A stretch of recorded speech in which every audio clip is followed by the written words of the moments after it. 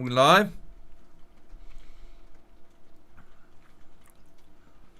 We live?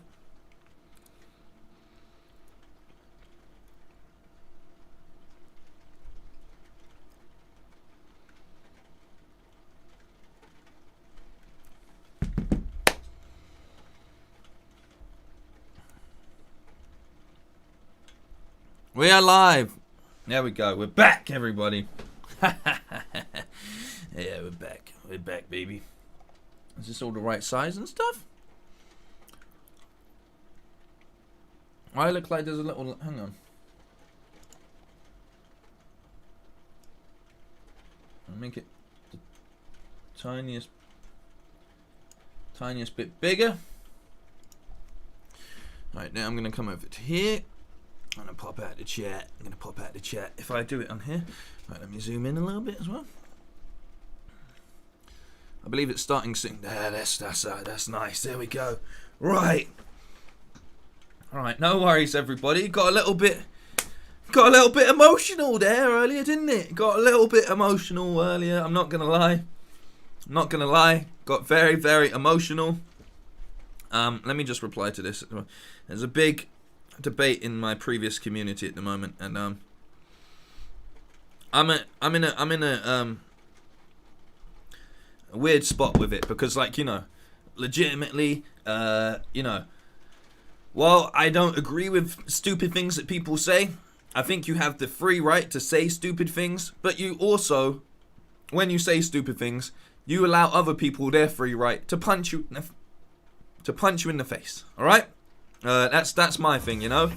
Like, people can say dumb things, but they've got to be ready for the consequences as well. That's how I personally feel about a lot of things that are going on recently, and I think it's right. And I think, you know, if you go out of your way to censor stuff so that people don't see those stupid things in case they might get hurt, then you've also robbed them of the emotion of being able to be angry at something, you know, and being able to draw their own line and their own conclusions on things and say, well, you know what, buddy, fuck you for saying that. That's just my personal opinions on things. That's how I see things. Let's get into this. We've got T-Pack, I saw you in the chat. Right, we got T-Pack in the chat. We got Thomas on the modding duties. We got Brett Williams. Yes, good to have you. We got Chad. We got Debbie. We got Umbral Wolf. I saw your DM, bro. I think I just replied to it. If you DM me back, I will check it out after the stream.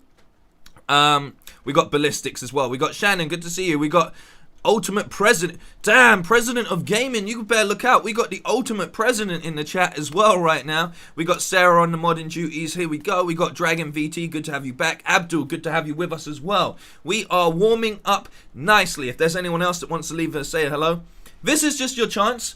Like I said earlier, I wanted to start this a little bit earlier because I want people to be able to, you know, if you've got a question or anything for me in general, I thought now would be a good time for us to just check in with each other. See what you're saying, you know? See what you're saying. So, it is what it is. Smoggy, good to have you with us. I'm going to put my phone on non-distract. Okay, that's good. Put that down over there. It's a rainy day in London today. Kay, the Ghetto Gamer, good to have you with us as well. Will be 5 or 6 hours before I check it. Thank you, man. Don't worry. We get things figured out. Yeah. So after getting stressed out at Bloodborne, I thought, let's take some time out. Very good, though. Big, massive appreciation to all of the people that took their time out to wind me down a little bit after that. It was very emotional. It was very emotional. A couple things we need to do today. I got my hammer. Order. That's good. Order. We got a nice, I think it's like 2 hours today. Angel, good to have you with us as well. Good to have you on the modding as well. We've got like, what, 2 hours of this? I think this is like a 2-hour stream. That's pretty good. We've got we got 10 minutes until it starts. Any questions? Let me know if there's anything you really want to see. Like I said earlier, I'm really looking forward to the Shadowlands preview or whatever they're going to do for Shadowlands. I'm not too sure, but it's going to be very, very, very, very, very good. So we shall see. You know, we shall see what's going down. I think everybody's looking forward to the Ratchet and Clank footage because we know it's going to be played on the PS5 as well, which is very impressive. Very impressive. It feels like we're getting closer and closer to that price reveal. Just every day, we get a little bit more hope, you know? We get a little bit more hope. But yes, please do give me your opinions, your thoughts, your feelings. Let me know how it's going. And we're just going to get into this. So here we go. Kind of looking forward to Lego Star Wars. Any PS5 stuff and I'll be happy about it. Yeah, that's what we're looking for. I think there's a fair few people in here that are looking for some PS5 stuff. I need to just do a quick reminder before we get started. Please do let me know about the audio levels. I am aware on one of the last live streams we did, the audio levels were too bad. You couldn't actually hear me talking over it and stuff. So I've moved this down. I've got this. This is a little bit quieter now, I think, hopefully. I'll do a quick test with the music quickly here. Put the music on loud. Is that alright? Is that too quiet? Maybe like we do like that. Maybe that seems alright. Here we go. Didn't receive the PS5 pre-order email. Man, that's a shame, man. I'm sure they're going to be doing their best. It's like iPhones and stuff, you know. They always make sure that they can do everything they can to make sure everybody gets enough. You know, I think that's like an approach. I think that's the approach that they take, and that's how it's going to be, you know? That's how, you can only get pre-order if you're in America. Well, then we're screwed, aren't we? We're screwed overall. There's not much we can do. Literally not that much we can do. Ionescu George, good to have you with us. I'm looking forward to anything Star Wars. Big fan of Star Wars. I feel like most people are in this day and age, you know? Star Wars is a great franchise, despite how you may feel about the newer movies and stuff, you know. I think it's a movie that for a lot of people it was a part of our childhood, like, and that they've done a good job to sort of guarantee that there is always going to be a new approach. Like there's always gonna be a Star Wars for the next generation, whether you like that or not. Maybe it's not for your generation, who knows, you know. But I think overall they've done a very good approach at making sure that there's always some sort of Star Wars content for each and every generation. Not true, because you can sign up for a pre-order from a UK website for pre-orders as well, but for UK players as well. Well, there you go. Maybe there are options out there as well. Good job on Bloodborne today. I'm gonna take it. I'm not going to argue. I'm going to take it. Thank you, Kevin. Big thank you, man. I massively appreciate that. So yeah, thank you overall for lying. I don't know. We're back though. We're back. We're ready. We're live. Should I put a tweet out? I haven't done a tweet about this in a while. Let's get it.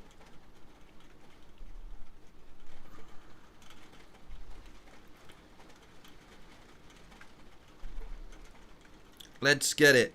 Let's get people knowing. Let's get them all knowing. Does it show the live? Oh wow, it shows the live at the top of my channel. That's pretty cool. I never know what it looks like when I've gone live anyway. Here we go.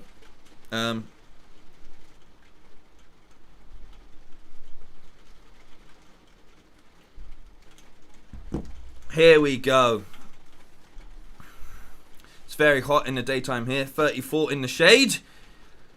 It's raining. I don't know if you can hear that, but it's actually raining down here. So we're live in the rain. It's a rainy day, so we're hoping that Gamescom is going to give us, I keep calling it Gamescom, but it's Gamescom.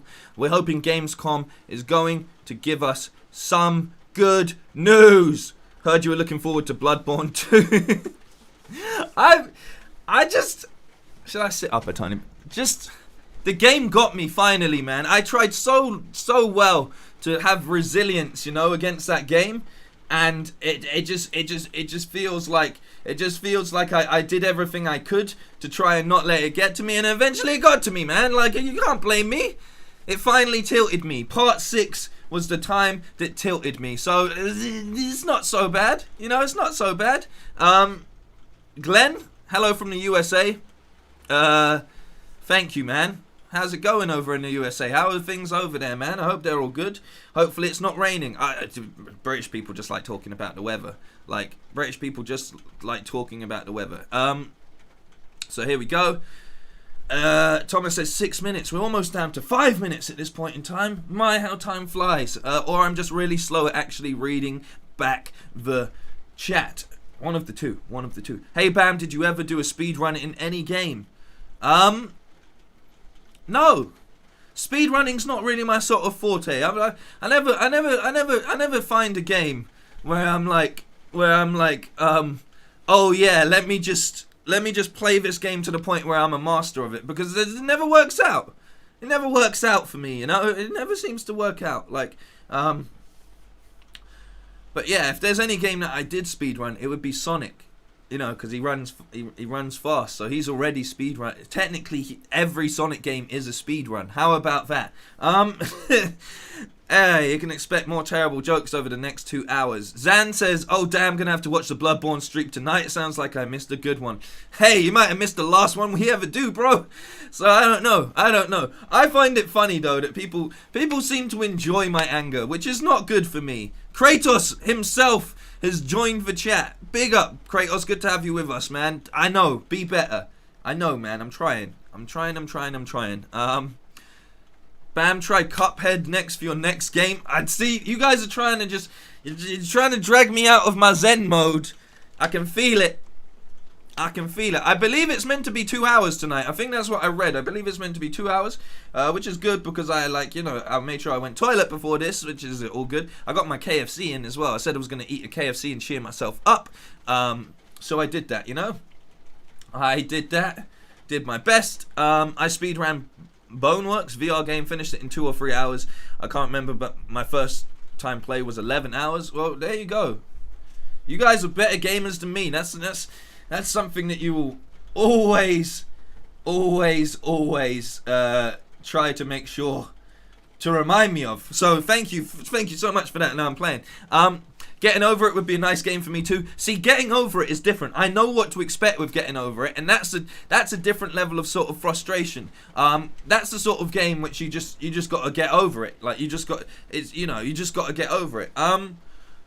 So it is what it is. I might try that at some point. My friend literally told me to try playing it, so maybe I will.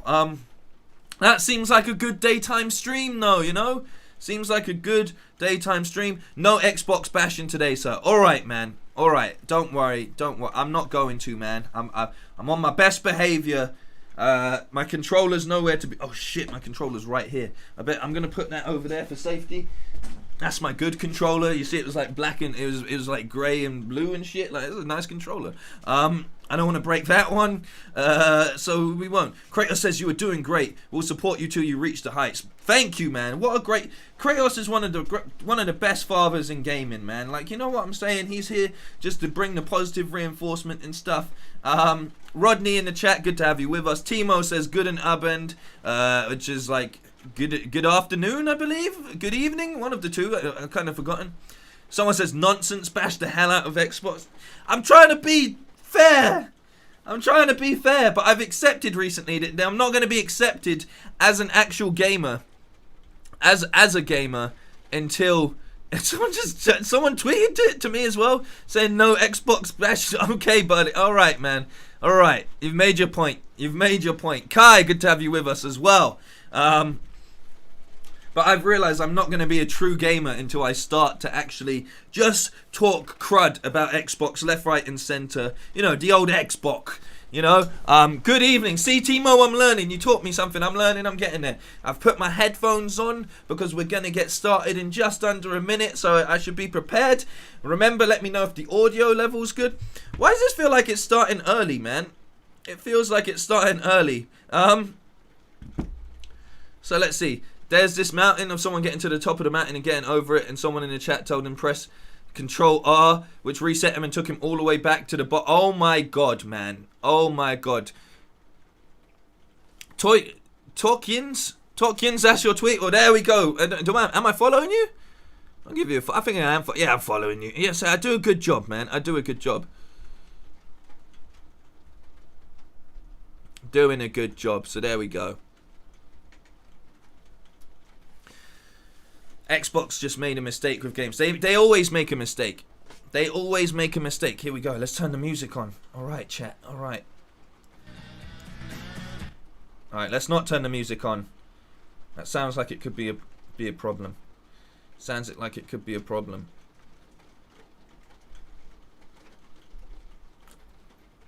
Alright, we're gonna.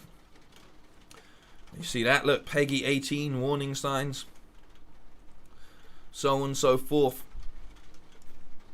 Hello and welcome to the Gamescom Opening Night Live 2020 pre-show. I'm Kyle Boss. Oh, it's the pre-show? This is my hot and stinky apartment. I realize you probably have a lot of questions right now.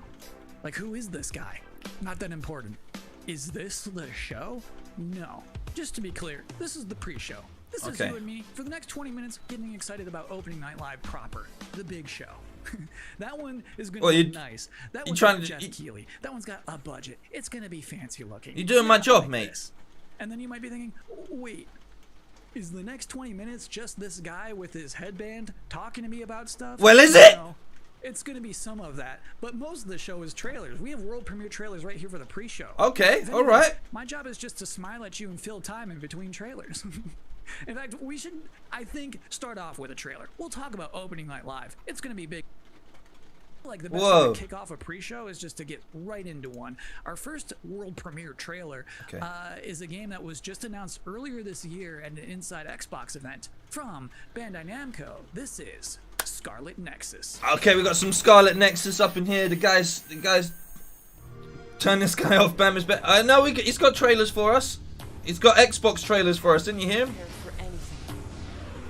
Intruders were just detected.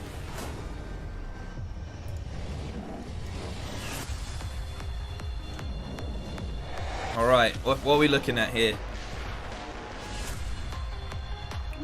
Okay, all right. Well, this is good because we can get the volume. We can get the volume worked out here, you know. We have so many different powers. Let's do this. Okay, all right. Nice, nice. Very anime right here. You have your ways of doing things, and I have mine. Did we not see a trailer for this before? I feel like we saw a trailer for this before. Am I tripping? Is that audio better? Is the audio better?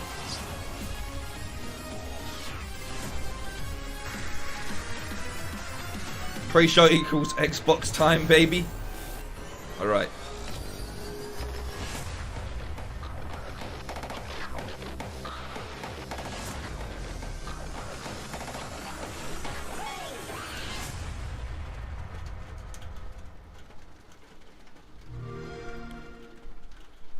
Okay. Is it? Yeah, we saw that before. Well, no, it says world premiere. This is the Gamescom Opening Night Live 2020 pre-show. That was a trailer for a video game and not an anime. And I'm Kyle Bossum, not important. Audio's good. For the next 20 minutes, much less than now, we are counting down the minutes until the big show, Opening Night Live. What's wrong with this guy's confidence, man? At Fall Guys Season 2, Destiny 2, Call of Duty Black Ops Cold War was just announced yesterday. We're already going to see more of that tonight. Lots of things to see. Cindy Goodman from IGN is going to be giving out the Gamescom awards for Best PC Game, Best PlayStation Game, Best Xbox Game, as well as talking about some brand new shows from IGN that they are debuting this week at Gamescom. Lots of stuff in ONL. It is going to be a chunky, thick show. Why is he being so like... For this pre-show, it is time now. He's like, I'm not important. Another world premiere on our end. The game next that we're going to see is called Quantum Error. And parents, let me warn you now. It's time to put the kids to bed. Because it's about to get scary as hell in here. I don't care if you're in the Western Hemisphere and it is the afternoon. Put the kids to bed. Bro, it's like it's almost like 7 o'clock, man. Some people go to bed at this time. Alright. Alright. Unreal Engine, let's go, baby. PlayStation logo, that's what we're talking about. We did it. That artifact you recovered. Is that better?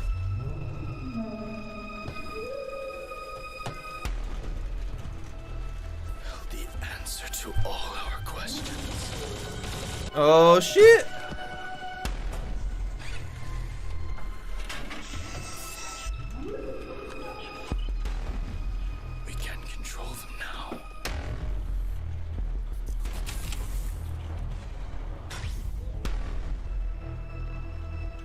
This ain't that scary, man. Use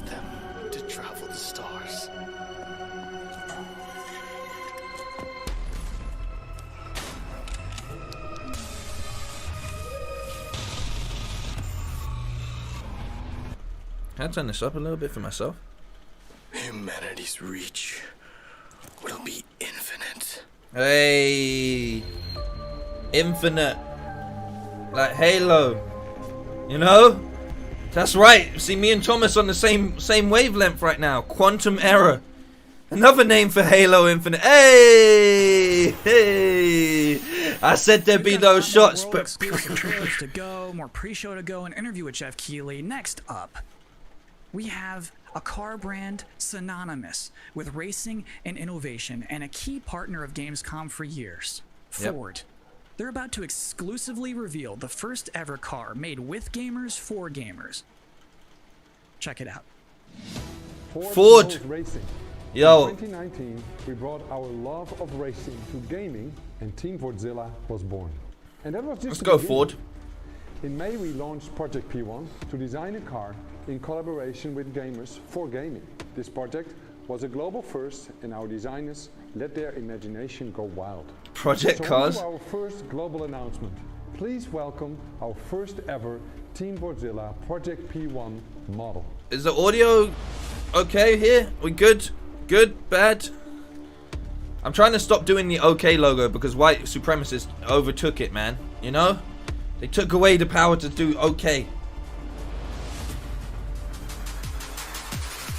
Alright, so here we go.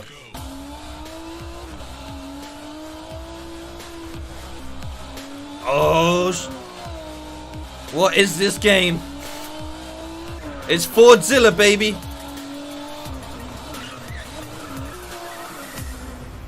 Team Fordzilla, powered by Now Ford. our second global announcement. You got us so excited with Project P1 that we are now committing to make a real-world version of this groundbreaking car.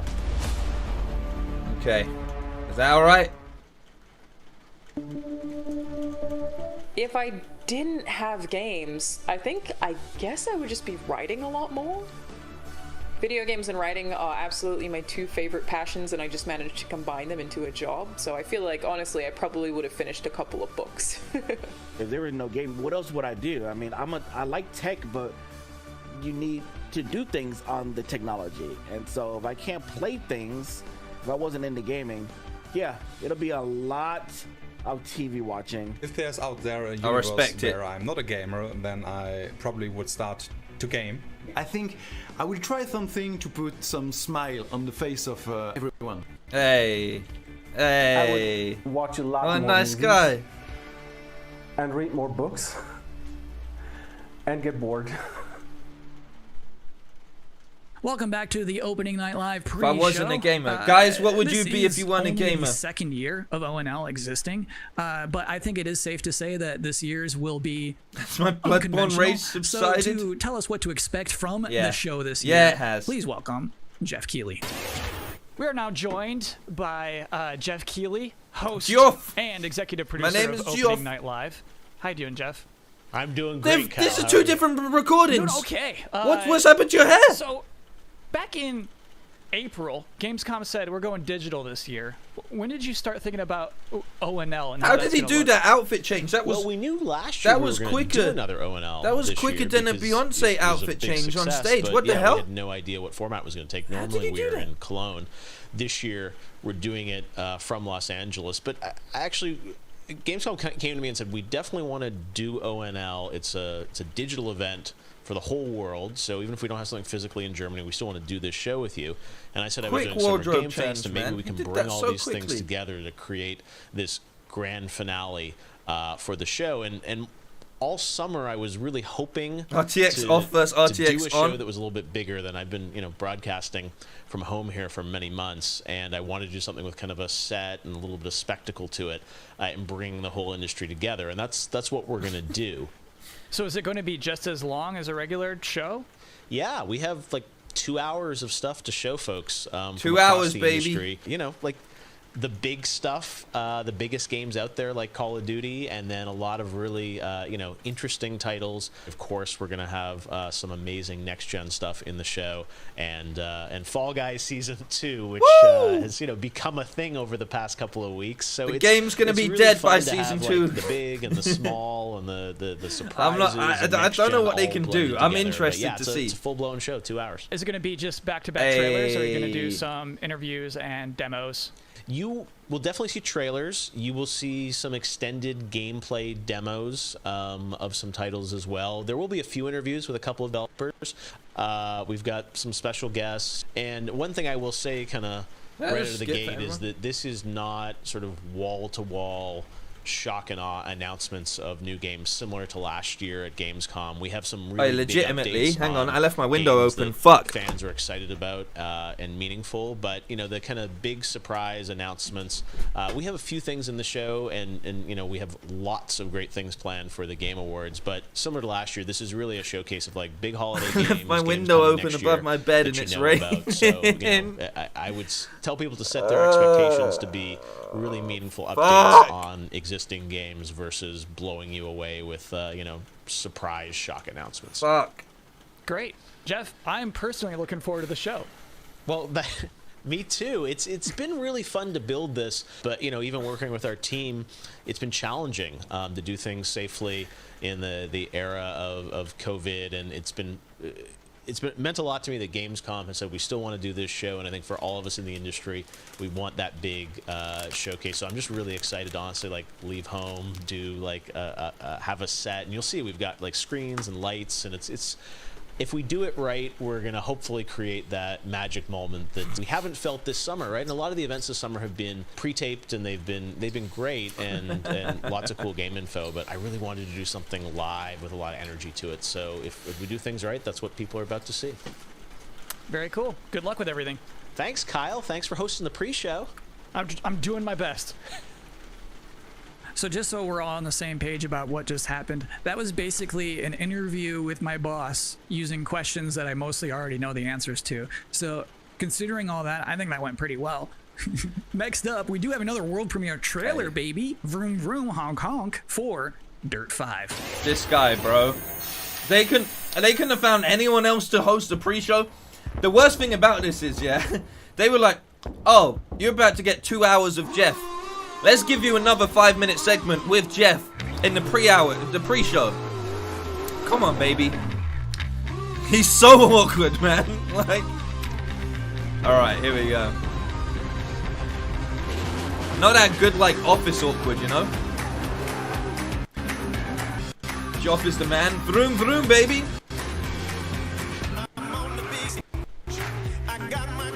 I don't know why this is doing it. This isn't on me, I hope.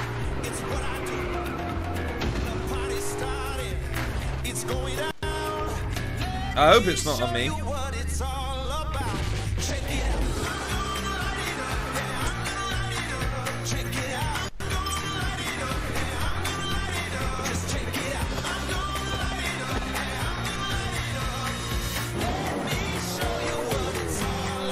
Good luck, Dipesh, man. You got this, man. You got this, Dipesh. This looks fun. I'm not gonna lie to you.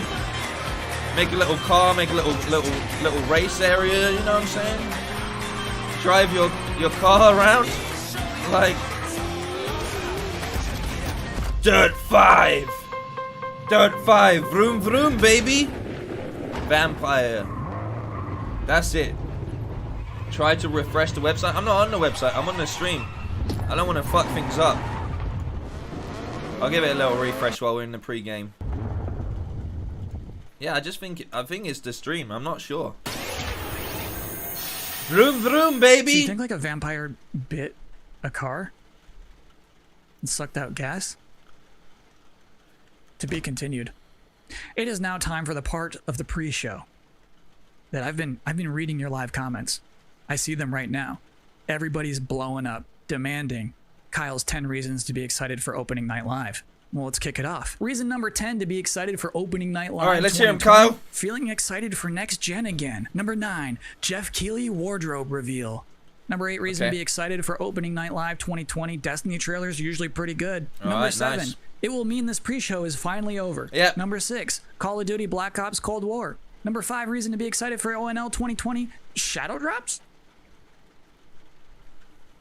Number 4, Fall Guys Season 2. Number 3, reason to be excited for ONL 2020, actual gameplay from a mysterious PlayStation 5 exclusive. Ooh. Number 2, everything else in my life sucks right now. And the number my one God, reason who to be is this excited for Open self-loathing Night Live 2020, fucking worm Geoff Keighley said it's gonna motherfucker? be good. We have one final world premiere trailer to show off, and this trailer is an announcement of a Switch version of a popular game from 2018. Aye, we got less than 2 minutes left, described man. We got less than 2 minutes left. This is real good. Dinosaursy. Real Enjoy. good. This is so cringy. Nintendo Switch, baby. You think that things are going to turn out differently, huh? Hey, this game already came the out ones on before you major did, too. consoles.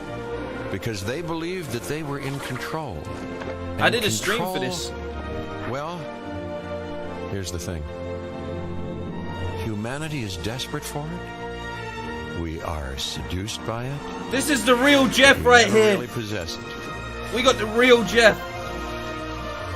You Real see, Geoff. life can be tenacious and hear this? stubborn. Life will not be contained. And what makes us such unique creatures is knowing the power of what we're up against and still believing that we can win.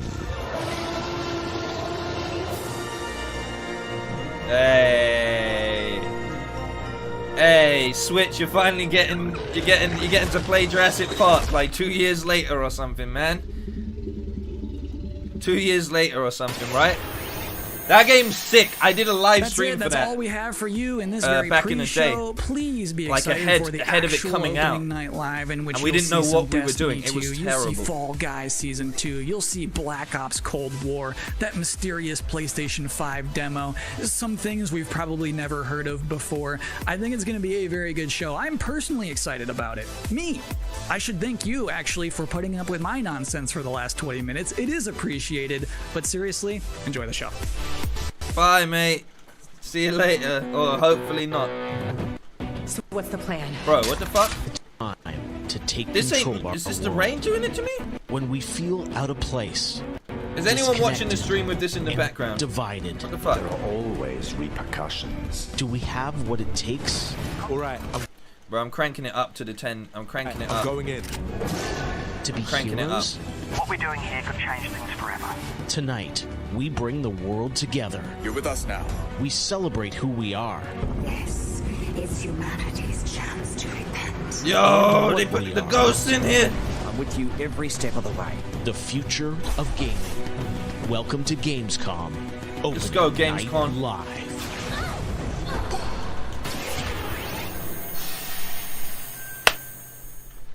This is what we waited for. Hello, everyone. This I'm is Geoff it. Keighley, and welcome to Gamescom Opening Night Live 2020. Now, this year, Gamescom standing is, of up. course, a little different than normal, and I hope all of you and your families are safe and healthy at home. In 2020, games have comforted and connected us more than ever. And with the launch of PlayStation 5 and Xbox Series X later this year, games are only going to get better.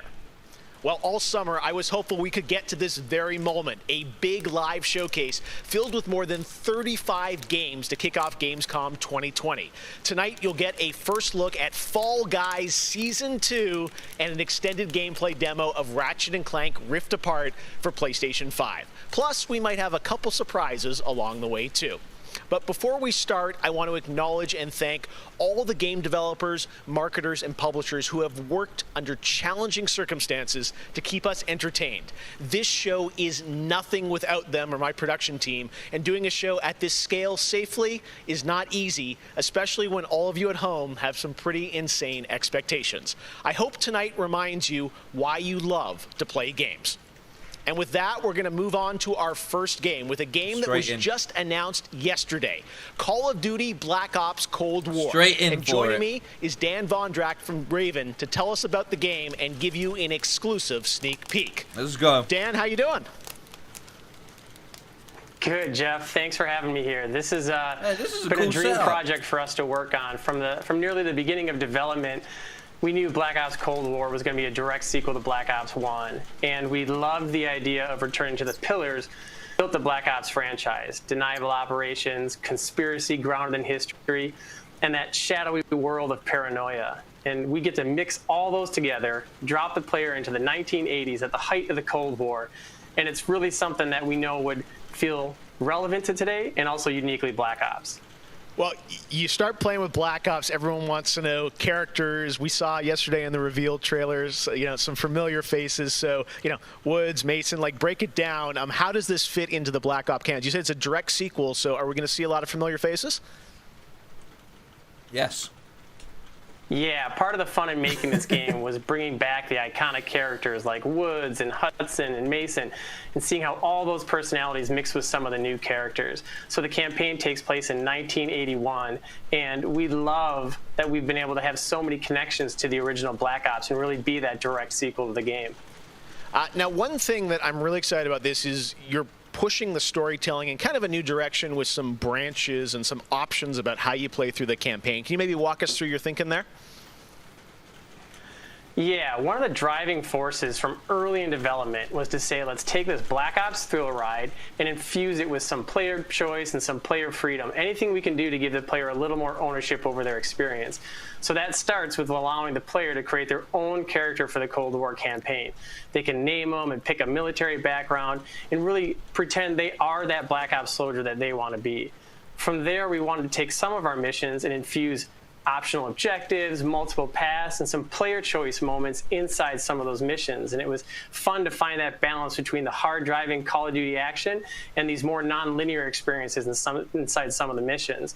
So with choice comes the player wanting to feel that impact. So some of those choices earlier in the game and some towards the end will actually shape the ending of the narrative of the campaign. Hey, I like the so sounds multiple of that. endings to this game. Yeah, absolutely, absolutely. That was one of the big things for us. It's like we love that Black Ops has always been willing to take risks, and we all know they did some of this in Black Ops 2. And with our story and with these features, we loved playing homage to those early Black Ops games. That sounds good to me. Oh yeah, I remember the numbers. Flipping it up, man. They always try their best to flip it up a little bit. We are excited to see more of it. I know multiplayer reveal is coming in September, but since you got a switch there, maybe you could flip the switch on something exclusive for us. What are you going to see? Yeah, absolutely. This is really exciting because this will be the first time we've done this outside the walls of the development studio. Is this happening to anyone else right here? This is a scene from earlier in the game, and it's a critical point that really shows the narrative of the world, shows this threat that our heroes are going to be battling. So let's take a look. Is this happening to anyone else? We're getting a little bit of skips here. We're getting a couple of skips. Is that on me? 1943. Detailed information from the Manhattan Project was stolen from Los Alamos by the Russian spy known as Perseus. 1968, the Vietnam War. Viet Cong soldiers orchestrated by Perseus attempted to steal an American-made nuclear bomb from a U.S. firebase. 5 days ago, while on a mission, we acquired intel that Perseus is in play again and planning an attack on the West. Yes, what? Yes, it's happening to you too? The CIA's analysts consider him to be the single largest threat to the free world. Mr. Hudson, we're all aware of Perseus. We're also aware he's more myth than fact. I mean, personally, I think he's nothing more than the Russian boogeyman. Looks good though, doesn't it? General Haig, allow me to introduce the man best suited to respond to that. CIA clandestine special officer Russell Adler. He's one of the few people who even come close to capturing Perseus. Mr. Adler, why should we take this Perseus threat seriously? You don't have to, sir. Look at the quality on that cigarette right there. Innocent people are gonna die. Why do you say that? Sir. Every time Perseus has come into play, it's shifted the balance of the Cold War. After 13 years of silence, if he's active, something big is gonna happen. Something that will affect the free world.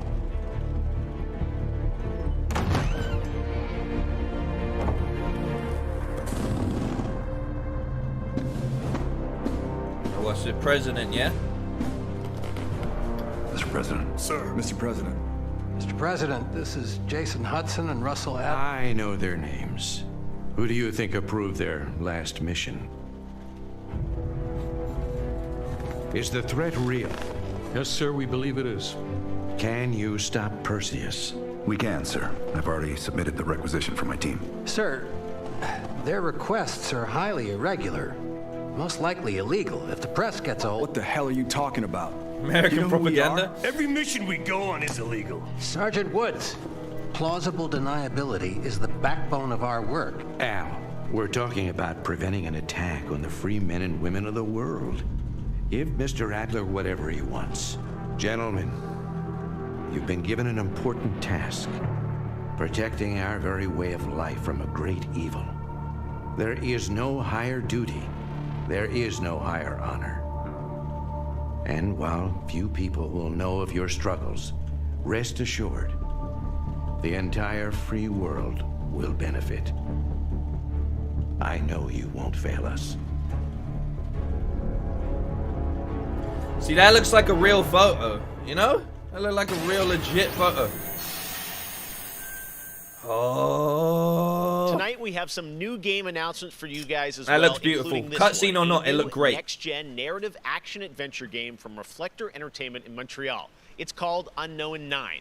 The game tells the story of Haruna, a woman raised on the streets of India and haunted by visions of her own death. Haruna struggles to understand her mysterious innate abilities to manipulate the unseen. Check out this first look. It is a real photo? Nice.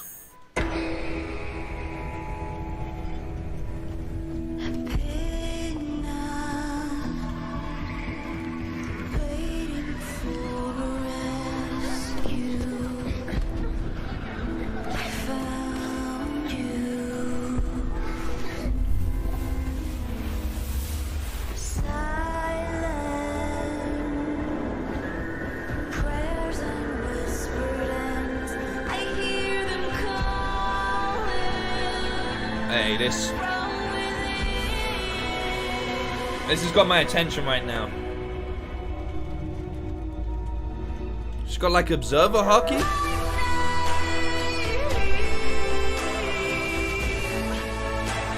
Let's go.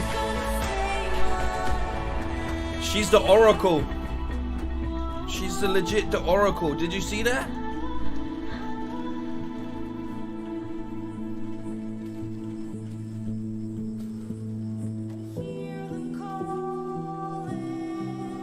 Music's on point as well, yeah.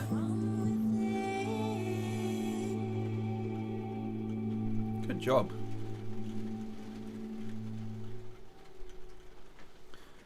Not too much though. We don't get too much coming to PC and next generation consoles. That's good to know. That it looks slick. I wish we got a little bit more, but that's a good teaser. All right, let's get to the gameplay. One of this year's Let's biggest get to games it. has been Doom Eternal. Tonight, we've got an exclusive first look at the campaign expansion called The Ancient Gods Part 1. Check this out.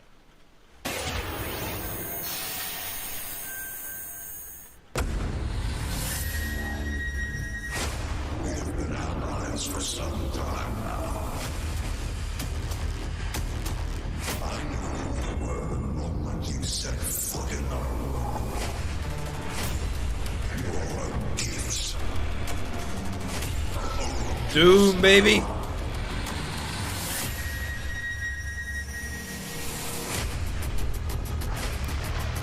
The Slayer has arrived. Please proceed with control, but assertive aggression. Let's go.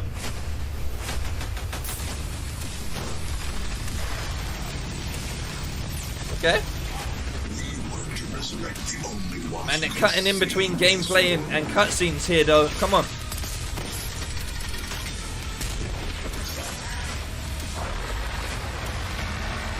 Alright. Alright. He had a little guy inside of him.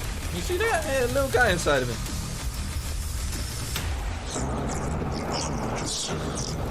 Here we go.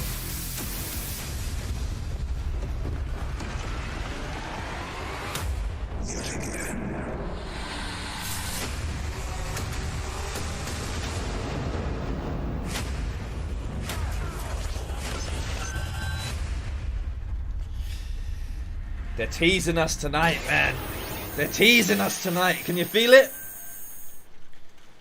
2020 marks the 25th anniversary of a legendary game studio, BioWare.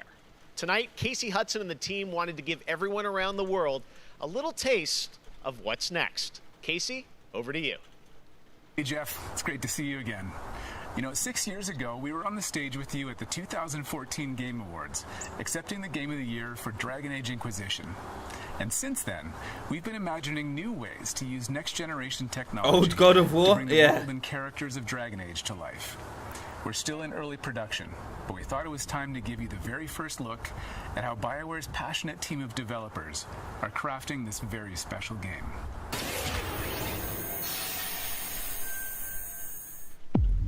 Alright, let's see what we got. Some Dragon Age. Little exclusive preview right here. For a really long time, so I've got to see it grow up and turn from a company of 35 people to a company of more than 300 people.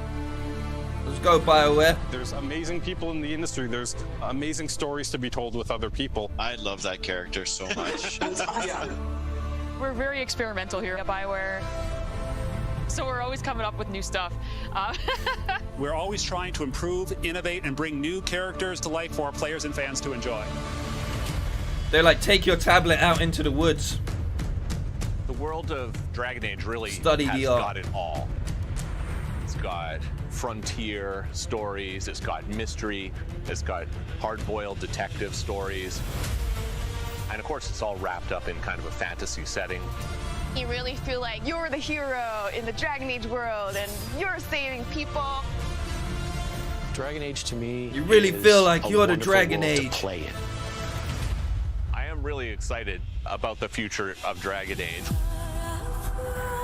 This is an original world, original flora, original wildlife, original architecture. That makes it fun to explore and discover. In the next Dragon Age, you get an opportunity to see new things, new places, and interact with people who lived and grew up in these spaces as well. For the game we're working on now, we want to tell a story. What happens when you don't have Please power? don't be online. What happens when the people in charge aren't willing to address the issues? The things that you can expect in the next installment are going to be stories that focus on the people around you and the friends and family you make.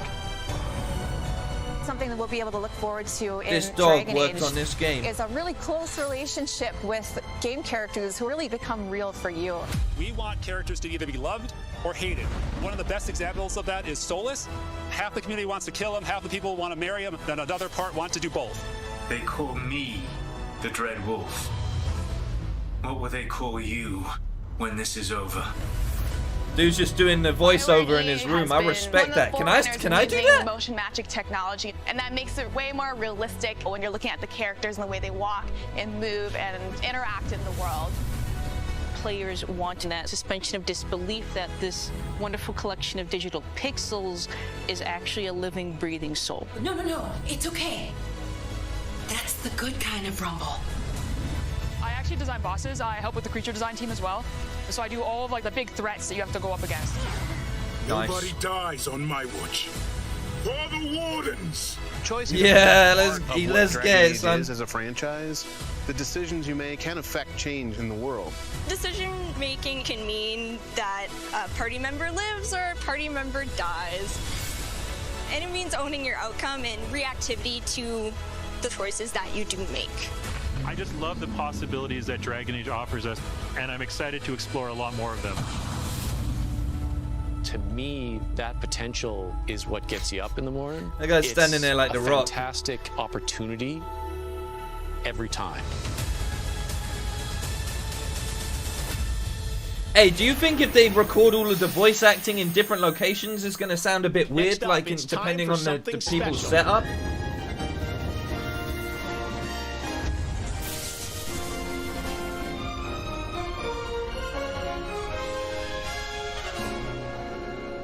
Great Scott! I think there's been a serious miscalculation. Wow, wait, you're, what's his name? Back to the Future? I'm Emmanuel Brown, doctor of physics, not of medicine, and certainly not that quack from Rick and Morty. Yeah, we know who you are, but what are you doing Geoff, here? I did come back from the future to this precise moment on August 27th, 2020, because it's imperative we launch Surgeon Simulator 2 right now. And what exactly do you have to do with Surgeon Simulator? During the mid-20th century, some friends of mine from Rhine-Westphalia University invented a state-of-the-art medical training facility, otherwise known as the Surgeon Simulator Training Program. Now, 70 years later, we've digitized the experience. It's unbelievable. You can access the program through your computer and then be medically trained from the comfort of your keyboard. And it's available as of, great Scott, this very moment. Tonight, I want to world premiere a few examples of some of the incredibly successful test subjects who have already completed the course. So you're saying a world premiere will save our future? Only time will tell. And speaking of time, I'm off to another world premiere, Avengers 26, The Return of the Son of Thanos, opening 2077. And with that, I leave the fate of the human race in your hands. Just make sure you play Surgeon Simulator 2 now. Doctor's orders. What, we couldn't get a Back to the Future game? Why can't we get Back to the Future game? What? A pat on the head. Where does this part go? Wait, there, we got it. He looks good as new. Now grab the good arm and bring it in here. We're dying. He's dying. Oh, no, that's not right. My finger slipped. He gets the right. Jesus Christ! What about? Oh, he's perfect. We saved him. What?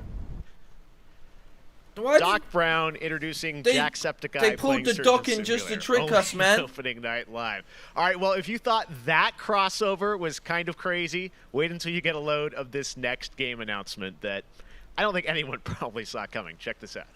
Why didn't they?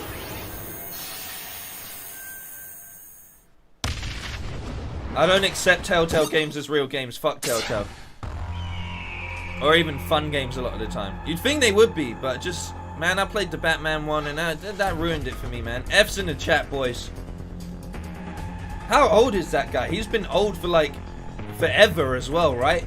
He's been as old as I can remember.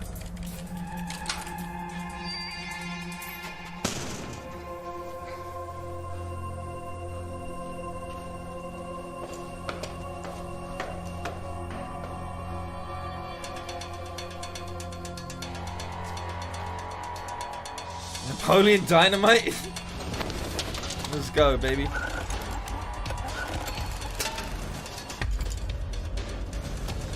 Last of Us 2 multiplayer? Is that what we're looking at here? Could be.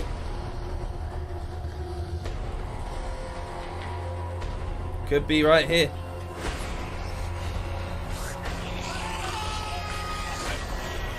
Oh, it's Bridge Builders Simulator. I said that as a joke. It's not even a joke. Okay, yeah, woo! Yeah, boy, they're really rolling them out tonight. They're really rolling them out tonight. Tonight is just the even he took a breath and he was like, over the next 3 days, there are more streams from IGN and Webedia with in-depth looks at games, a digital cosplay contest, and some special new shows just for Gamescom. Your portal for all things Gamescom this year is Gamescom Now, which you can check out at gamescom.global. Now, one game you'll hear more about later on IGN's post-show is this one, a return of 2 classic characters that I love. Check this out. Alright, give Geoff his props. Give him his flowers, man. He's doing a good job of selling this stuff, man. In a world gone strange. There we go. One elite Here we force go. stands against the darkness. But even they could use some help. Here, slip on this little beauty for effect. Sam, I'm blind! Oh, hello, miss.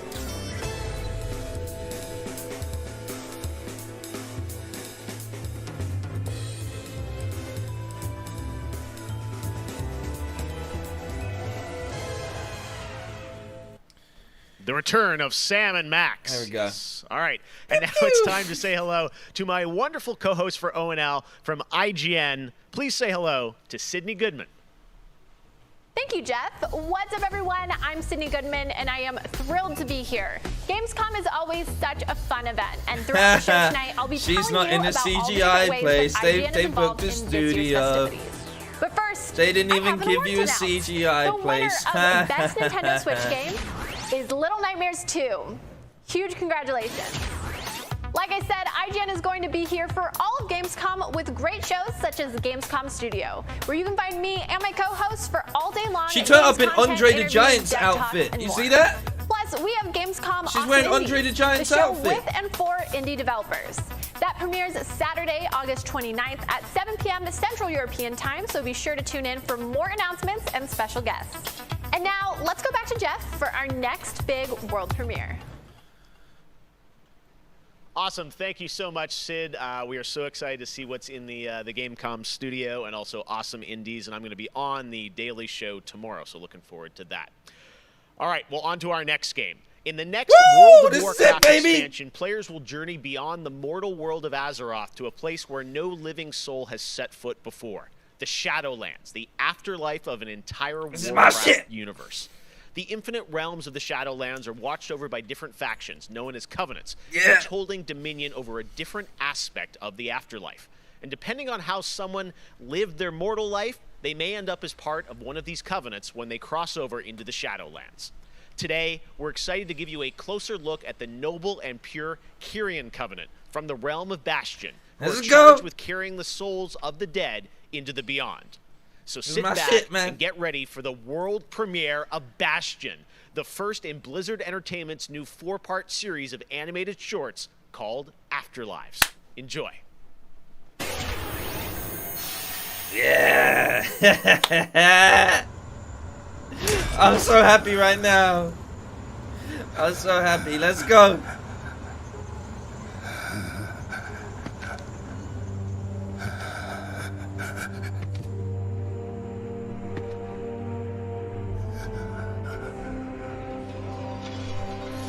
Fucking office.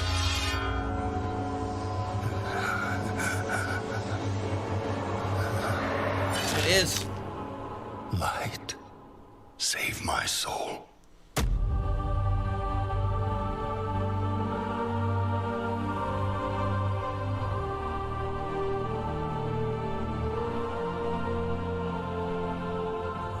Uther. Where am I?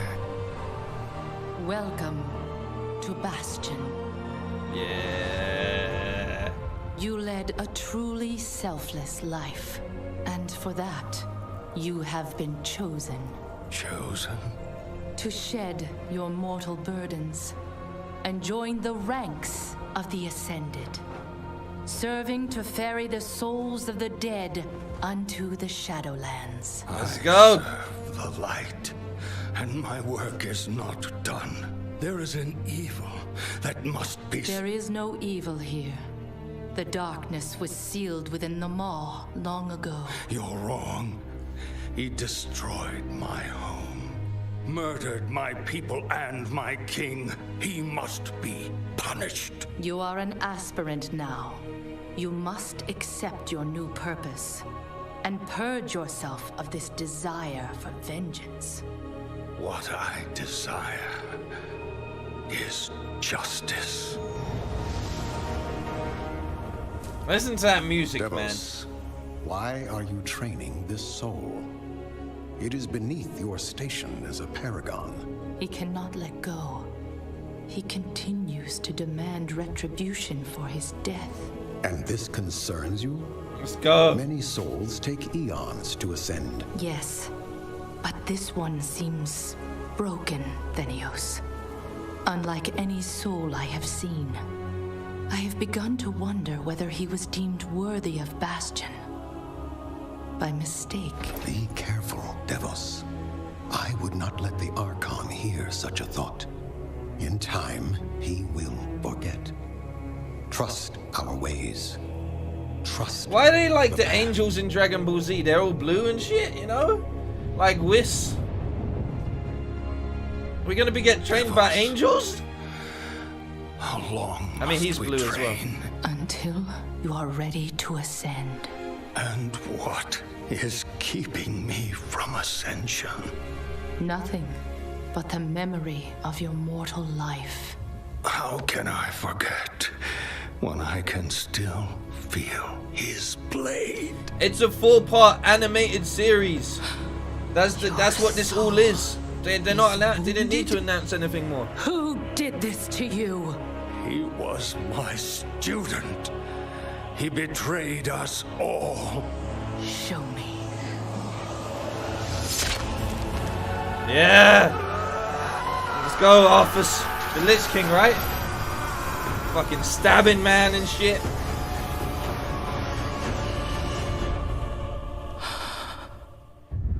This is it. The runes on his blade were unmistakable. This dark agent runs free on a mortal world with the power of the Maw itself in hand. Our realm is imperiled. Impossible. The Maw is inescapable.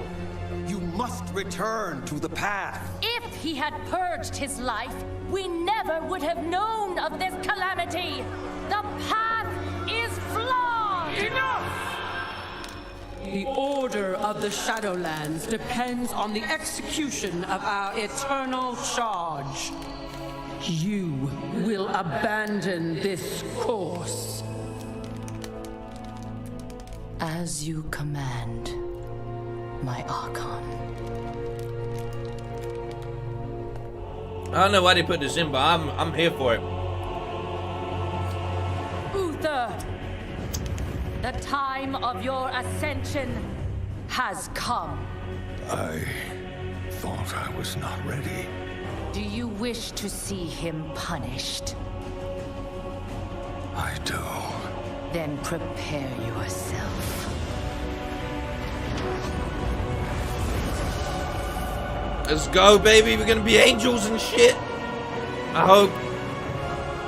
We're gonna be some angels. The moment he falls, we will claim him. Yeah, oh shit, yeah, man. Then Sylvanas fucked him up.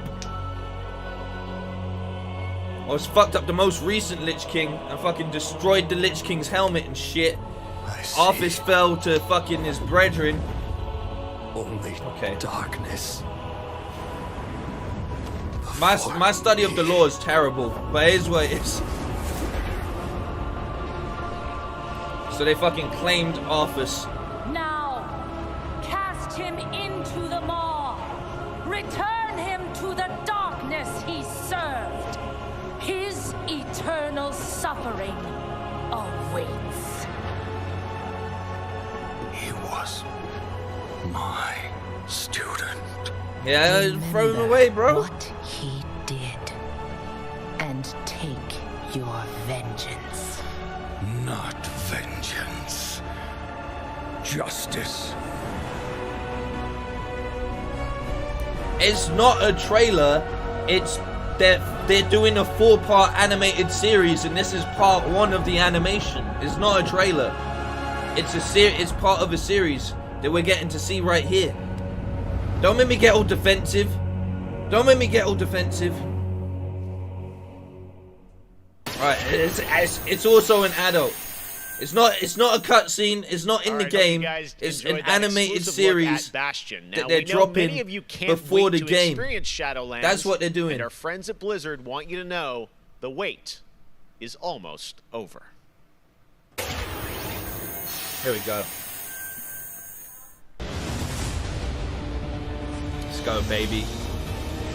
Let's go, baby.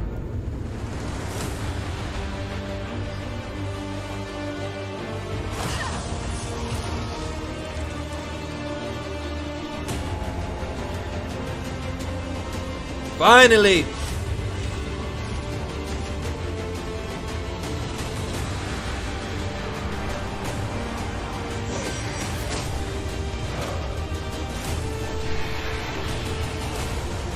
I'm ready. I'm ready for it.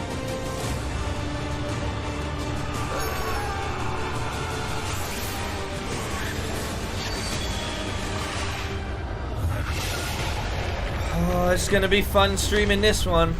Can't wait to stream this one. Look at all of this. Look at everybody.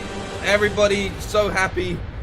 So happy for me to stream this one. I can't wait to do Shadowlands stream for 24 hours. October 27th. Every single day when it drops. Official. Oh, we God. have so much more opening night live still to go for you. Ratchet and Clank, PlayStation 5. Force you through every step of much it. more. Every Stay tuned. step All right. of the way. But now it's time for the announcement of a new universe that is coming to gaming for the first time with a project from a Canadian studio. Check this out.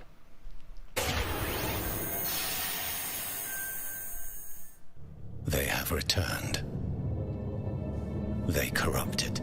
Yeah, you do. You need a subscription to play WoW. Conquered. That's how they make their money. Until finally, the gates of the celestial realm were thrown open. Our last remaining hope, the Stormcast Eternals. Vengeance made manifest.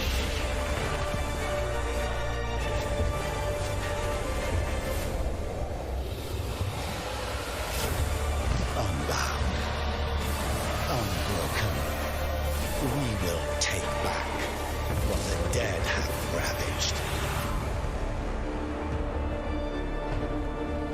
WoW Hammer? That's all I'm seeing. WoW Hammer? There we go. WoW Hammer. Warhammer. I know what it is. Now, you guys may remember back in June, I had some masked fun with my buddy Crash Bandicoot announcing Crash 4 It's About Time. With the game coming in October, Crash, of course, had to come back for opening night live. So let's bring him out, everybody. Crash Bandicoot. This looks the same as the previous game. It does. What? It did. He's where? Oh, no.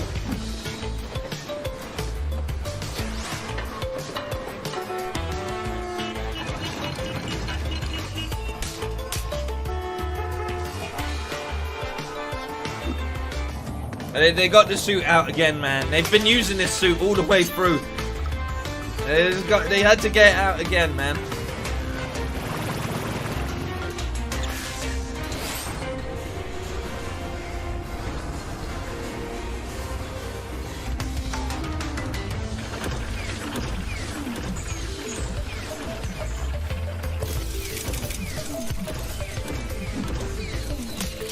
What's up, bro?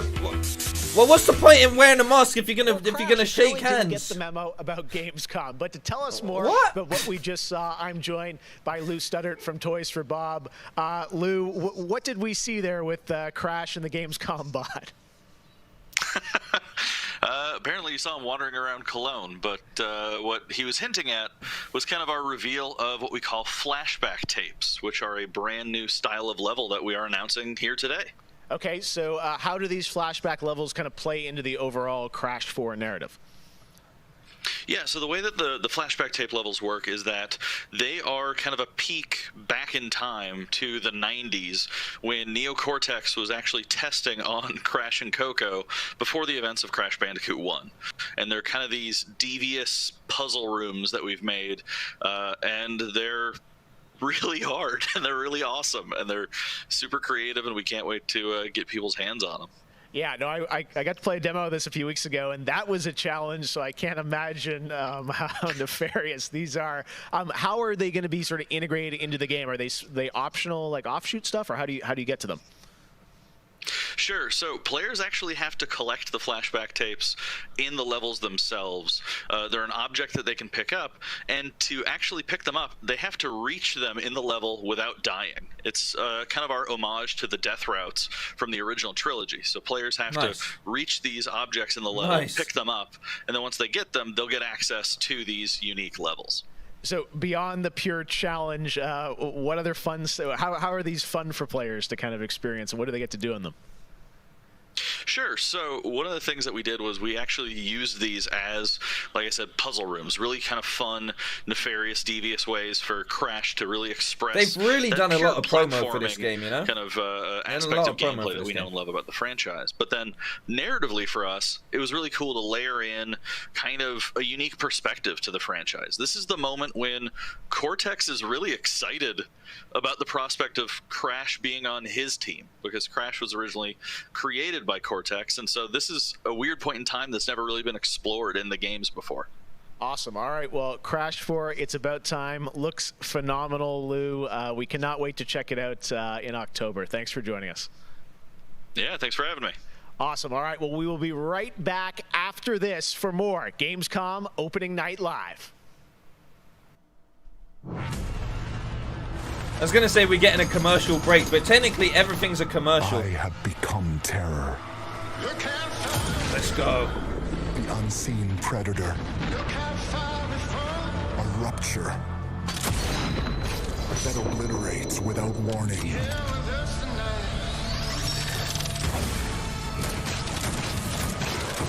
Alone, the hordes of Enoch will fall before me. I like it. Yeah, COD was right at the start, bro. This entire planet. COD was right at the start. The anomaly alters us, each in our own ways. Yet we are drawn down the same road, into the dark heart of creation. 'Cause I feel the way you feel. We will find the source. Whatever it holds, whatever it takes.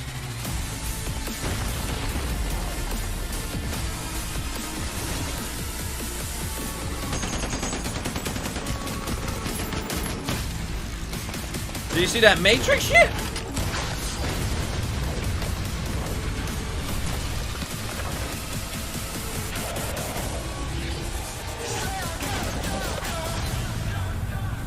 Outriders, baby. Red Bull ad. Oh, fuck. Thomas, man, can you stop pre-announcing shit, bro? As a mod? Like... Welcome to the hyperspace. Please? Enter a contender. It didn't even come on my screen yet. Leave as a champion.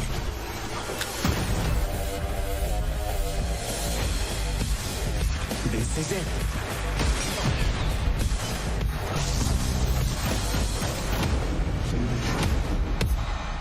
Time to party. Has anyone played Hyperskate yet? My boys have tried to get me to download it, but I haven't downloaded it. I just didn't see the appeal completely. I'm not gonna lie. Am I behind?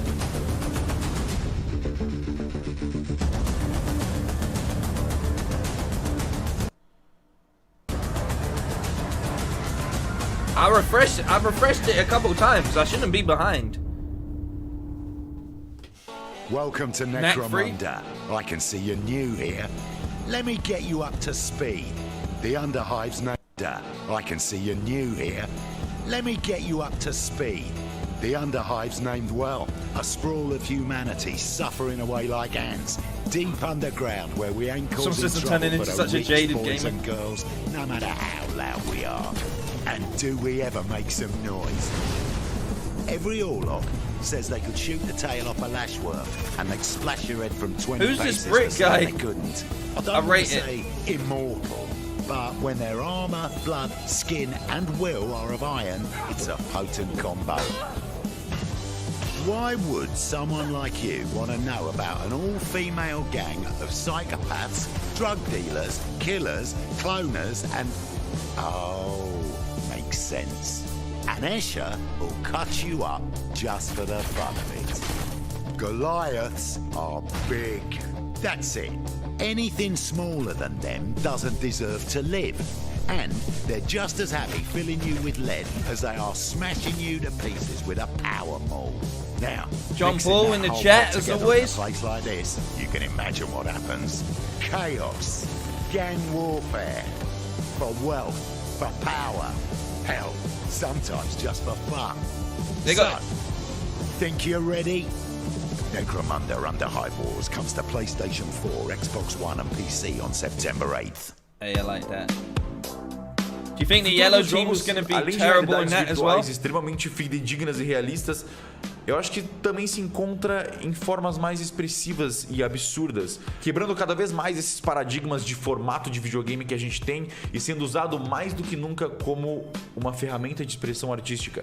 I envision the future gaming to be quite bright and quite online. The next generation of console will clearly allow AAA and indie developers to build more creative-driven games that I hope will cover more diverse subjects. I want to play all kinds of stories about people and places, both real and imagined. I want comedy games, I want autobiographical games. I really want to see what people can do with Yeah, that's how it sounded to me. Necromando Raiva coming out soon. Obviamente gráfica, mas eu vejo ainda mais evolução na inteligência artificial e na maneira com a qual a gente interage com os games, tudo em busca de experiências mais imersivas.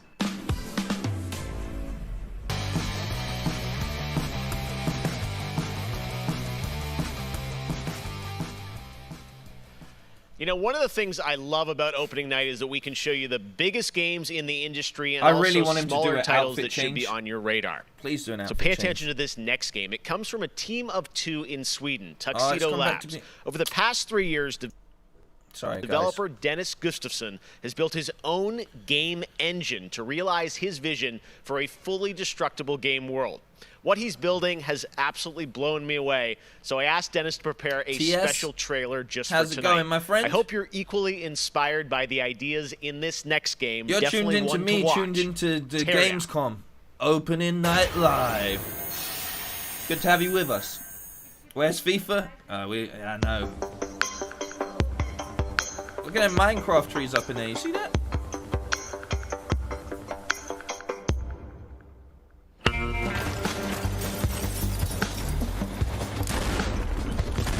This might be the best beat we've got so far.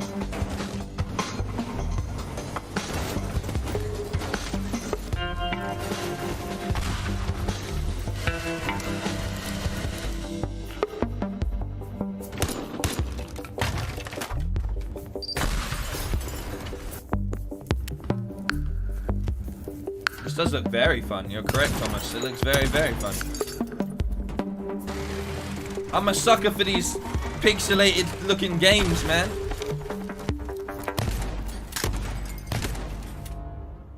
Oh shit!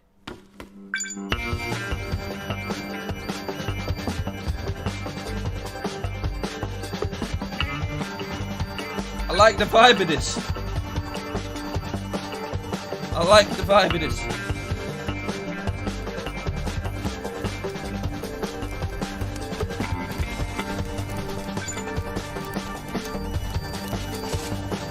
Hey, get away, car. Alright, or not. He's gonna get away in the boat. Yeah. Yeah. Tear down. Hey, that looks fun, man. That actually looks fun. Destroy everything. Yeah, man. Last year at Opening Night Live, we announced Little Nightmares 2 to the world. Well, the team at Tarsier Studios hasn't shown anything since, but that changes right now. Here is a first look at the gameplay of Little Nightmares 2, which is coming next February, with more to come throughout the week at Gamescom, including a live demo on Gamescom Studio tomorrow.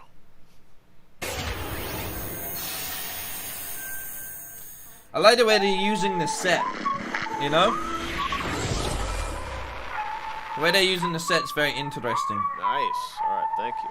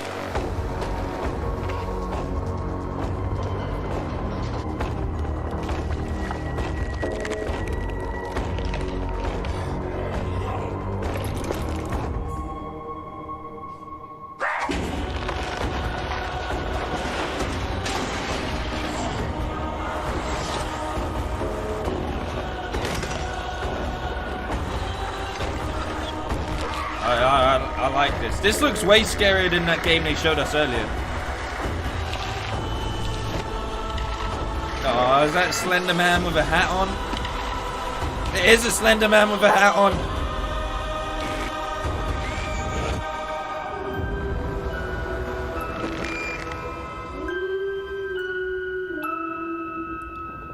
Just because you put a hat on, don't think that I don't know it's you, Slender Man.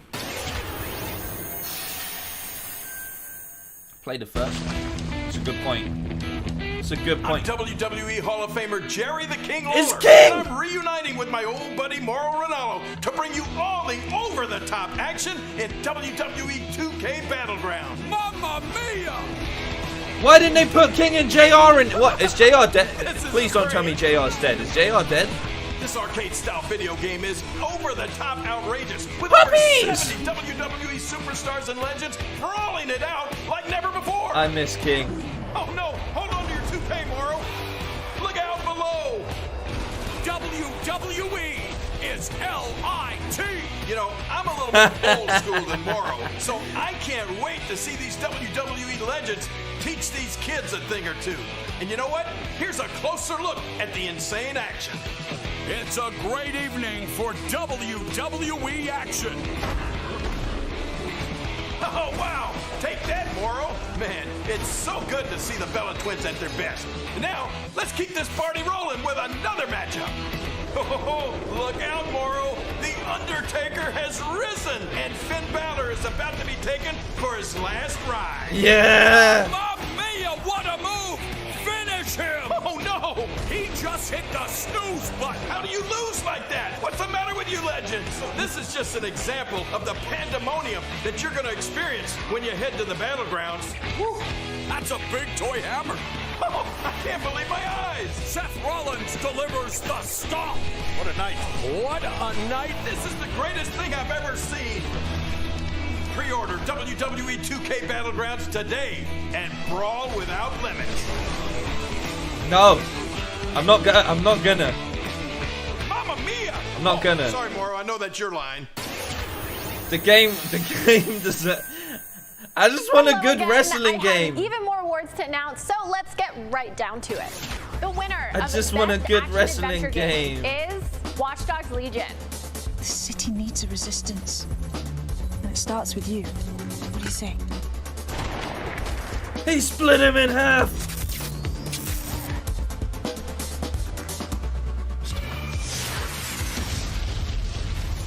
I'm the perfect shot. The winner of the Best Action Game is Star Wars Squadrons.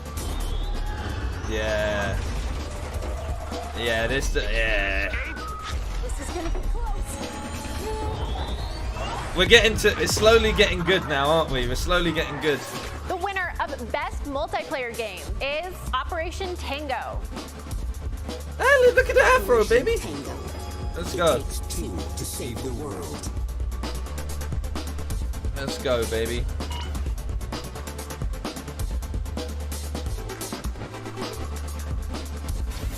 I used to be an explorer. The winner of Best Indie Game is Curious Expedition 2. When did we walk into the awards show? Witnessed. It was time for the world to learn my name. Did we walk into the? Congratulations to all the winners. Walk into the As I award mentioned, IGN will be here for all of Gamescom with great shows and new ways for you to get all your gaming news. Check it out. Gamescom 2020 is the heart of gaming, and you can keep Thanks, to the beat Andrea right the here Giant. on IGN. We've turned the single biggest show in gaming into 5. Gamescom Now is your virtual show floor with up-to-the-second live coverage. Gamescom Daily Show, Gamescom's first ever late-night talk show. Our Gamescom Awesome Indie Show, the freshest deep cuts in indie gaming. And finally, the Gamescom Best of Show, including the Gamescom Award. Gamescom 2020 is available on IGN and wherever you stream Gamescom Now. Nice. And now it is time to talk about I that don't know Best what the Action awards are Game about. winner, I'm confused. Star Wars Squadrons. This is a new immersive know, space Legion- combat game from Motive Studios. Watch that Dogs delivers hasn't the come out ultimate yet. Star Wars pilot fantasy. We've missed those. In Squadrons, you'll suit up and fly for both the New Republic and the Galactic Empire across intense 5v5 multiplayer battles, as well as an all-new authentic single-player story set after the events of Star Wars Episode 6, Return of the Jedi. Today, we'll get a glimpse at what Squadron's story has to offer by taking a brief look at one of the single-player missions featuring some light narration by the Motive team. Let's check it out. Here we go. We all choose our path, light or dark, freedom or destruction.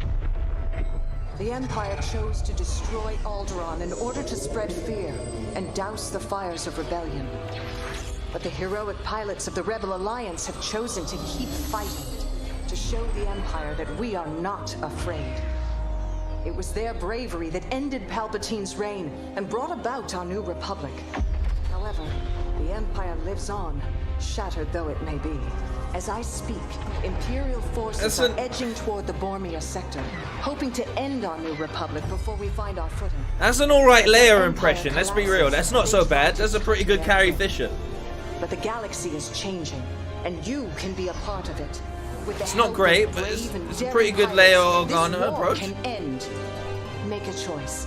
Fly with the New Republic. Change our galaxy for the better. That music, baby.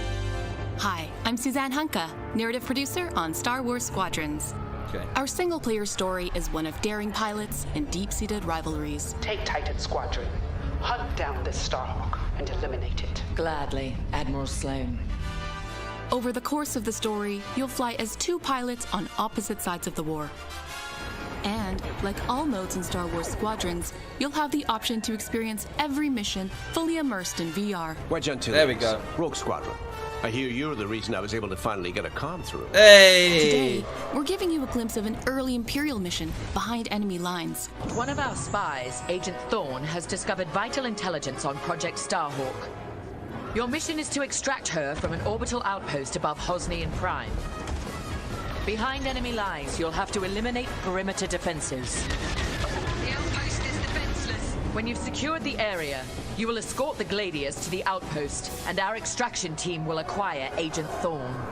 Once Thorne is secure, reach your Gozanti cruisers and return to the Overseer. Cover our escape and escort us to the jump point. We have Republic corvettes inbound. Move, Titan. Ladies, change course and keep Agent Thorne safe. Titan 3, take out those fighters. Understood. I'll handle it. You have my thanks, Titan Squadron. No time to celebrate. Move on. Go, go, go! Each mission will immerse you into the escalating conflict between the New Republic and a shattered empire. Debrief with your squad mates between missions. You're our new wingmate. Customize and master all 8 starfighters and join the galaxy's finest. I need you focused and ready to Hey! From Rebels, yeah? From bombing Let's runs go. in the Nadiri dockyards to setting a trap in the Xavian abyss. The story of these rival squadrons will push the war to the brink and define the galaxy for years to come. I look forward to seeing you in combat October 2nd.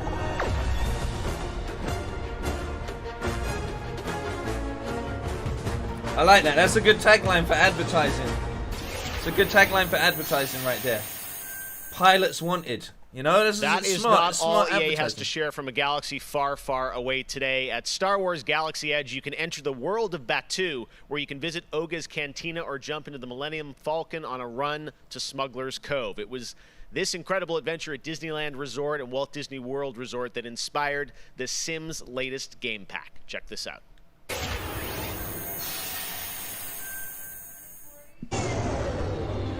Star Wars Sims?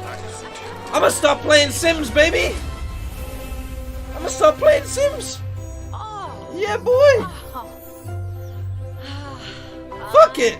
We're doing a Sims stream, everybody. It's happening. We're doing a Sims stream. It's gonna happen. I'm becoming a Sims YouTuber. I'm becoming a Sims YouTuber. I'm on board. One genie.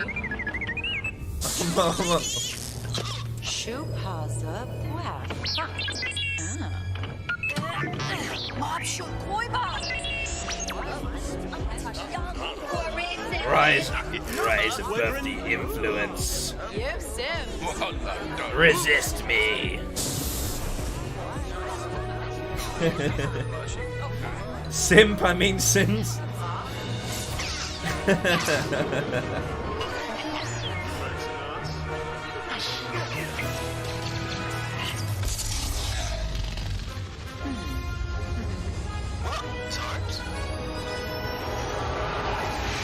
Come on, man, let's go! Am I alone in thinking this? Is it just me?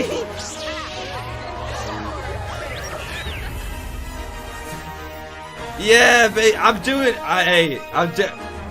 we're doing this. We're doing at least one stream of this. I don't care. I don't care. It's either I do this or I do Shadowlands. Make your pick right now. Make your decision. Do you want Sims or do you want Shadowlands? To come later in the show, Lego Star Wars: The Skywalker Saga is up, and as we move into our second hour, we've got Fall Guys Season 2 still to come, the reveal of that, which I can't wait for you guys to see, and of course, a gameplay demo of Ratchet and Clank Rift Apart for PlayStation 5. But right now, you might remember this next game from Annapurna Interactive from last year's Microsoft E3 event. And today, I'm excited to share a new announcement from the team. This interactive thriller about a man stuck in a time loop is one of this year's most intriguing indie titles, and now they've added an absolutely all-star cast to the game. Here's a whole new look at 12 minutes. I knew it. You lot hated that Shadowlands preview so bad. You hated that Shadowlands preview so bad. All right, close your eyes. I want you to think of a flower. Look at its contours, its curves. Now I want you to imagine it changing. Moving backward. Returning to its bud. Think of that bud. Unopened. Look at it as a whole. Then silently repeat these phrases. May you be free from suffering. May you be free from fear. May you know peace and joy. James McAvoy? I meant that dude.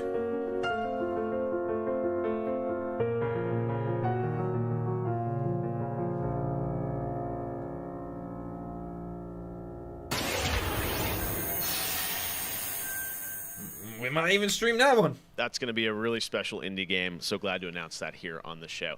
Now, last year at the Game Awards, we announced Godfall, a new looter shooter coming to PlayStation 5 and PC from Counterplay. Tonight, we've got a quick sneak peek of one of the new Valor plates with more footage coming as part of Gamescom 2020. Check this out. Let's go, baby. Godfall time. What do you guys feel about Godfall? Are you liking it or are you not liking it? Let me know.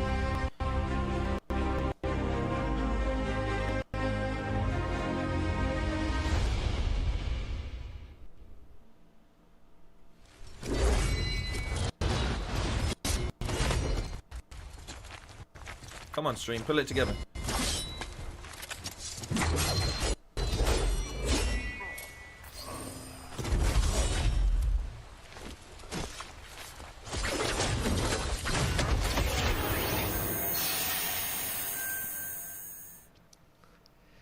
We have much more O&L to come. Exclusive looks at Lego Star Wars: The Skywalker Saga, Fall Guys Season 2. Wait until you see what the Mediatonic guys are up to, and so much more. But first, I'm sure you saw that earlier this week, Heart of Deimos, Warframe's newest expansion, was released on PC, Xbox, and PS4. And today, it's also on Switch, all platforms. Here's a look at the Heart of Deimos. Expand. Explore. That was it. Blink and it's gone, you know? To our sovereign will. But that was what it wanted too. Is this Godfall? It raged unchecked through metal, bone, flesh. Life. We are infested with it.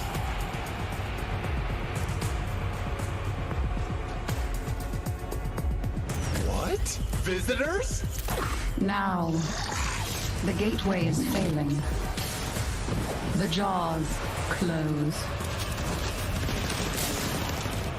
The final heartbeat. This is Warframe. Approaching. Okay.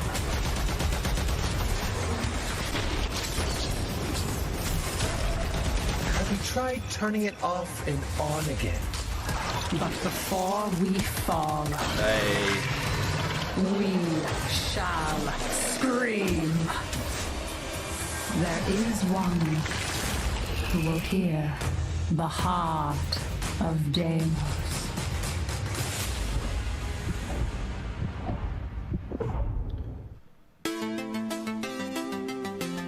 So many people have been discovering or rediscovering video games during lockdown, whether it be older people or bored teenagers or middle-aged parents who suddenly find they have to do something together with their kids. And I think I've given out more advice about video games in 2020. Are you in the kids' room right now? What's up with that setup? And as a result, it's more important than ever that we keep making different, interesting things for folk to play. A pandemia pela qual a gente está passando tem sido um período difícil a todos. Então, nesse momento, eu acho que a gente precisa lembrar de mostrar mais empatia, demonstrar mais amor, mais carinho e saber que a gente vai sair dessa juntos. Vai ser difícil, mas isso tudo vai passar. I hope everybody gets healthy and safely through this coronavirus time. Care about other people and wear your masks. Jogos são, na minha opinião pessoal, a forma de arte mais incrível de se expressar. Eles englobam tudo: música, arte, female band. Fuck you! Você tem a chance de controlar e vivenciar essas experiências você mesmo. É mágico, é maravilhoso. Jogos são puro amor.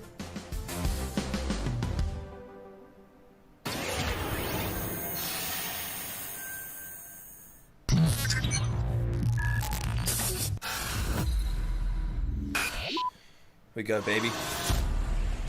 In-game engine footage. Give me a second, I'm trying to select the appropriate. Yeah. Watch you stepping, them snakes all Bruh. around, you know they connected. When I was a kid, my grandmama told me I can't go to heaven, so I stopped praying and asking for blessings and started preparing for my Armageddon. Got nothing to lose, I'm all in. Walking the edge, don't fall in. Enough of the lies, don't apologize. I don't understand, are you foreign? This is the place, this is the site. Grab all your people and Copyright strike incoming. watching the way for that first mistake. Don't come up missing. Just checking the list. Yeah. I'm always aware of your current position. I just hold out to the perfect conditions. Yeah. Coming alive. Heat of the night.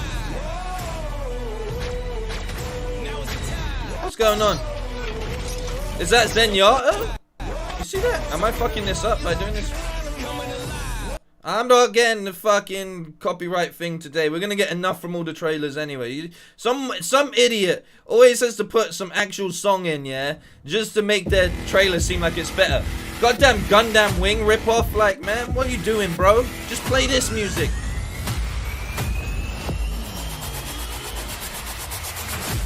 Did Phil Spencer organize this show?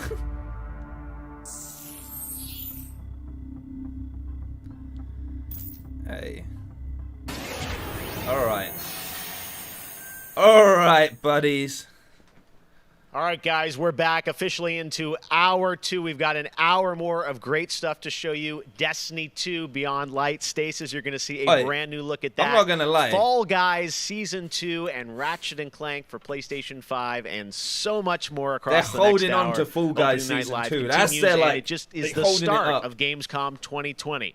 But right now, on September 25th, Mafia Definitive Edition launches, a comprehensive, built-from-the-ground-up remake of the original Mafia. Tonight, we've got the exclusive debut of the next trailer, called A Life of Reward Too Big to Ignore, which deals with Tommy's induction into the Salieri crime family. Check this out. Yeah, that's a long title. That's a long, long title. Is that the whole title? All these guys in this room, they're here because they have the only thing that matters to me. The only thing that should matter to any of us. You know what that is, Tommy? They're loyal. That's right.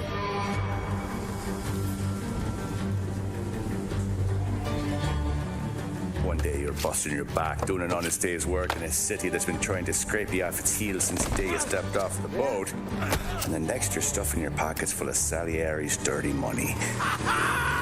Go get him, Tommy! Teach these boys a lesson. Break every bone in their bodies. You want me to become one of those Wall Street boys? Don't sass me, Tommy. I'm trying to teach you the ropes, so you don't get strangled by them. Hey, let's go. Now you stay straight with me, you're gonna be living the high life, Tom. You abuse my trust. Don Salieri, you won't ever need to worry about me. Okay, then. Welcome to the family. Yeah, oh yeah. I'm gonna be playing this. Yeah. I'm gonna be playing. That looks really fun. Welcome to the family. Next, we're going to introduce you to a turn-based multiplayer strategy FPS from a team in Montreal, Canada. Lemnis Gate is coming in early 2021 and has a unique mechanic built around a 25-second time loop. Check this out.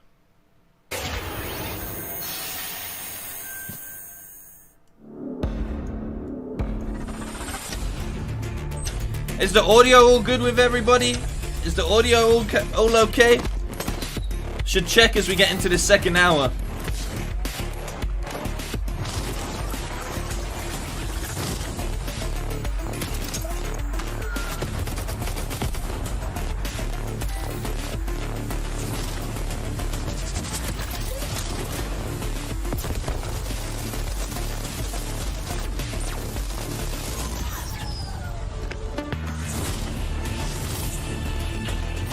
Nice, thank you.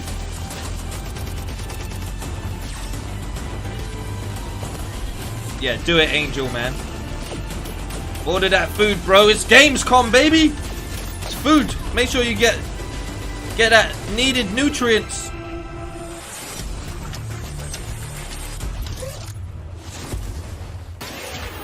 So, what, you play as like Tracer? Next spring, get ready to experience memorable moments and non-stop action from all 9 Star Wars films in LEGO Star Wars The Skywalker Saga. The entire series has been reimagined with new fun-filled LEGO humor, and now we've got your first look at the gameplay trailer. Yay! Yay! I'm happy now. I want to learn the ways of the Force and become a Jedi like my father.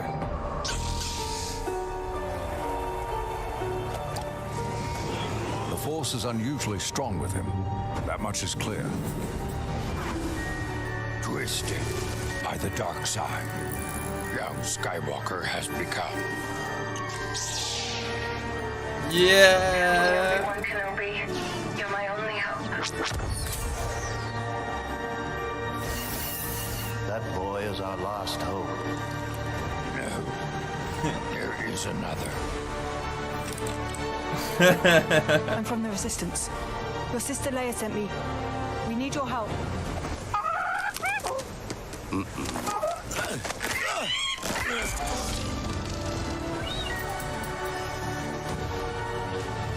Yeah. Let's go, baby.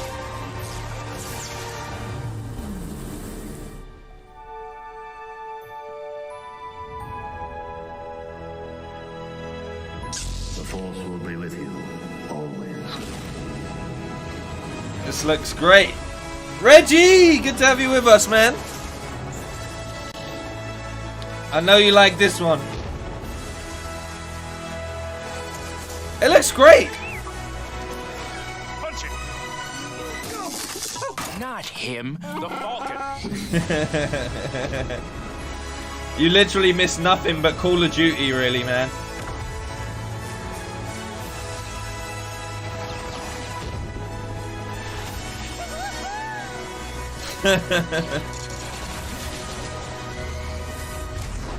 Yeah. I'm a Jedi, like my father before me. So be it, Jedi.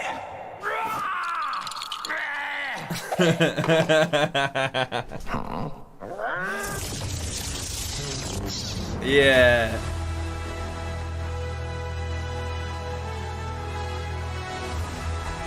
Let's go, baby! I can't wait!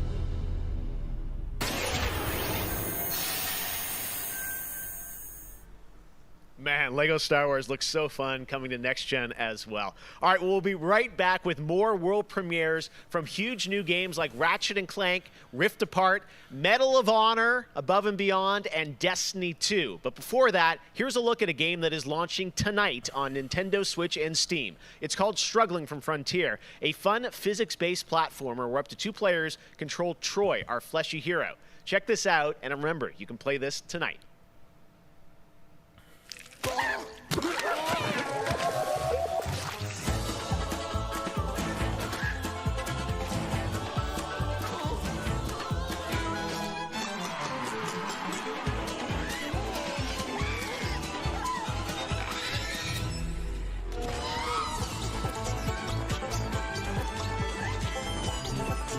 What?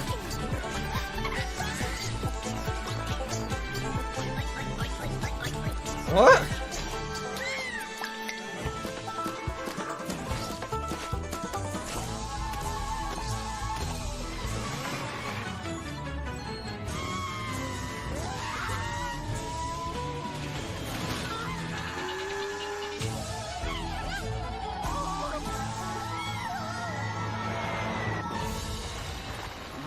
Whoa.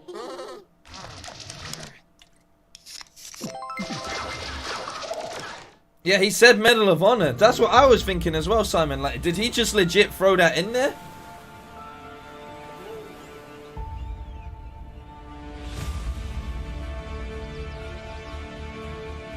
Hey.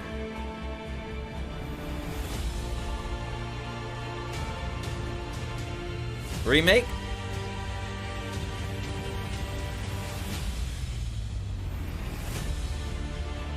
Enhanced audio, 4K Ultra HD graphics, coin toss, 2 new civilizations, the Inca. It looks like Civ.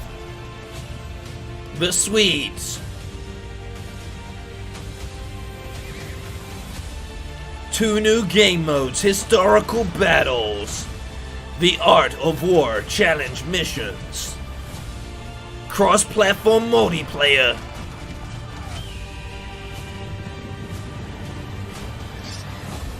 Ghost of Tsushima, I mean, Black Sails,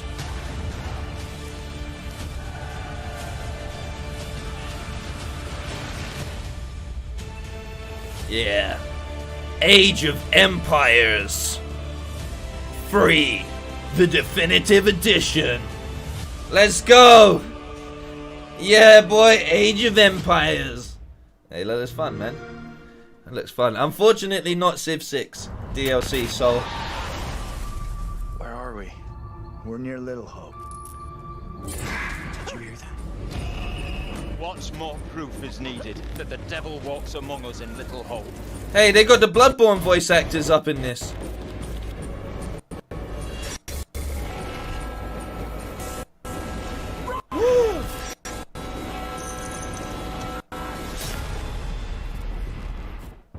A Little Hope. That looks fun.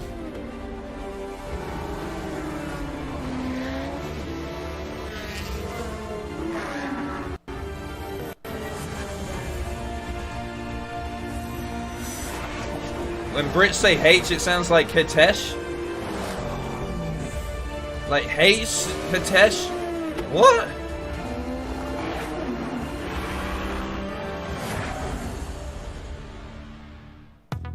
Project Cars. You gotta love it. The game that I've given the most hours to, that I love going back to, is Assassin's Creed Odyssey.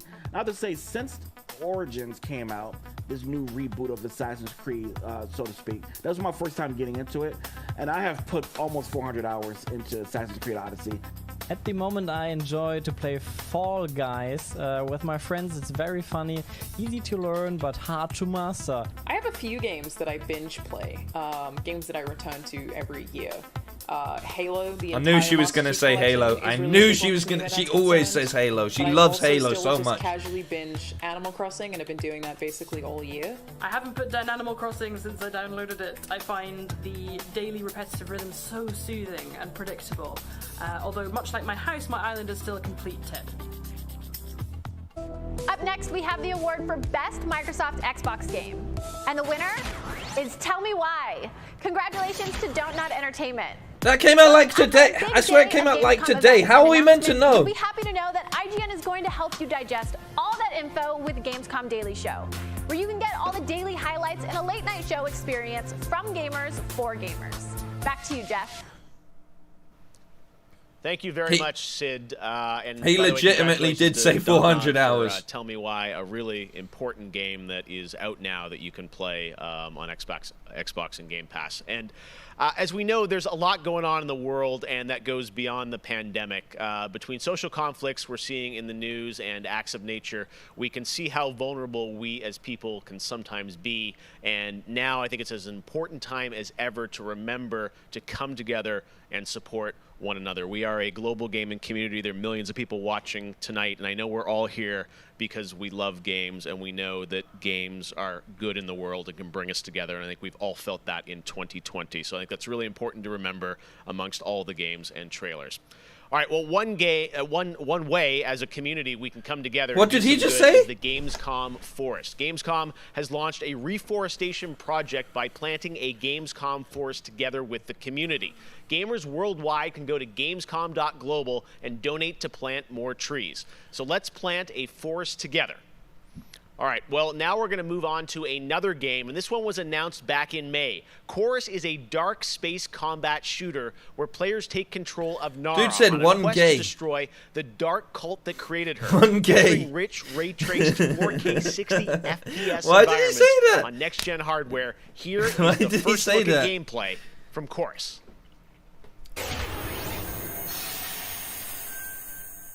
Geoff Knightley comes out midstream. You have broken my heart.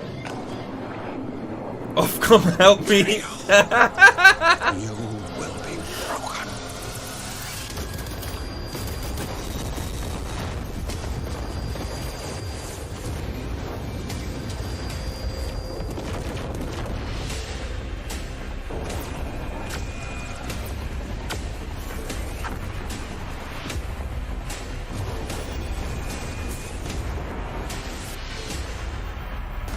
Become a living weapon. Like Wolverine?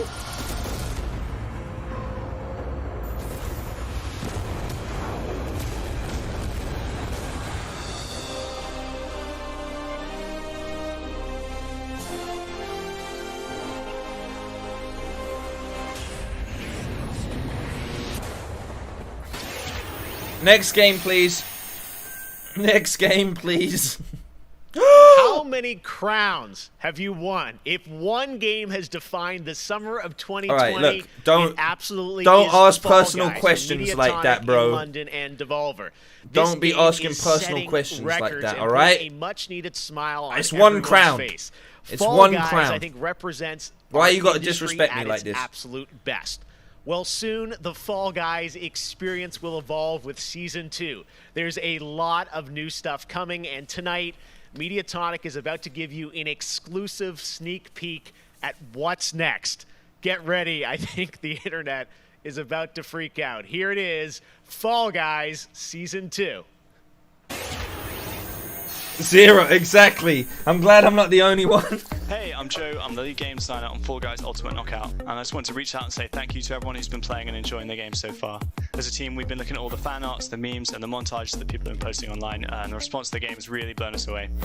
Yo, this we just remix wanted to give everyone that bangs. sneak peek at the rounds and the costumes that they can be enjoying as part of Fall Guys Season 2.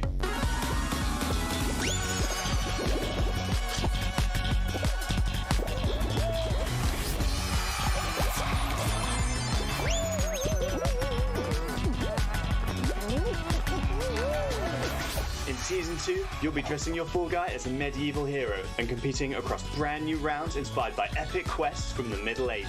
traverse drawbridges, dodge swinging axes, and scale movable siege ramps in the quest for ultimate game show glory. Okay. They're changing it up a little bit. I like it. I like it. They're theming the seasons. That's smart. That's very, very clever.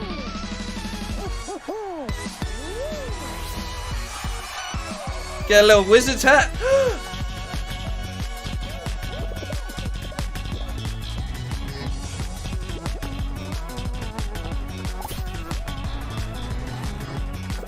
This is very clever. Oh, okay. We hope you've enjoyed the sneak peek of Fall Guys Season 2. We're still adding the finishing touches to development, but if you want to stay up to date, then at Fall Guys Game on Twitter is where you want to be. See you on the start line.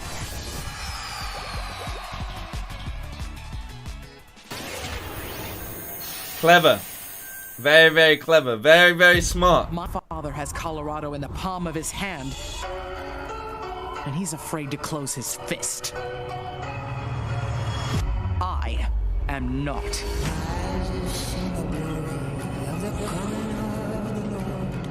His truth is marching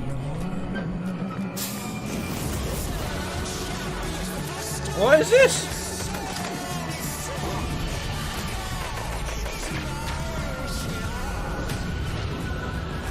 Liberty's got more brains and cunning than both her brothers put together. She's the only one who could actually run Colorado. She's already tried once. Vic's a depraved child, and Val's a brain without a spine. The years my father wasted grooming them for glory when I was right there.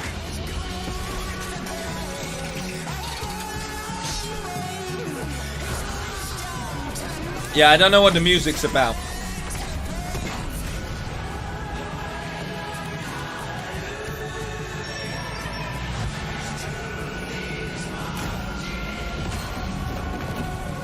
Go back to Arizona, Rangers, and I'll pretend none of this happened. Leave my Colorado alone? And you die alone.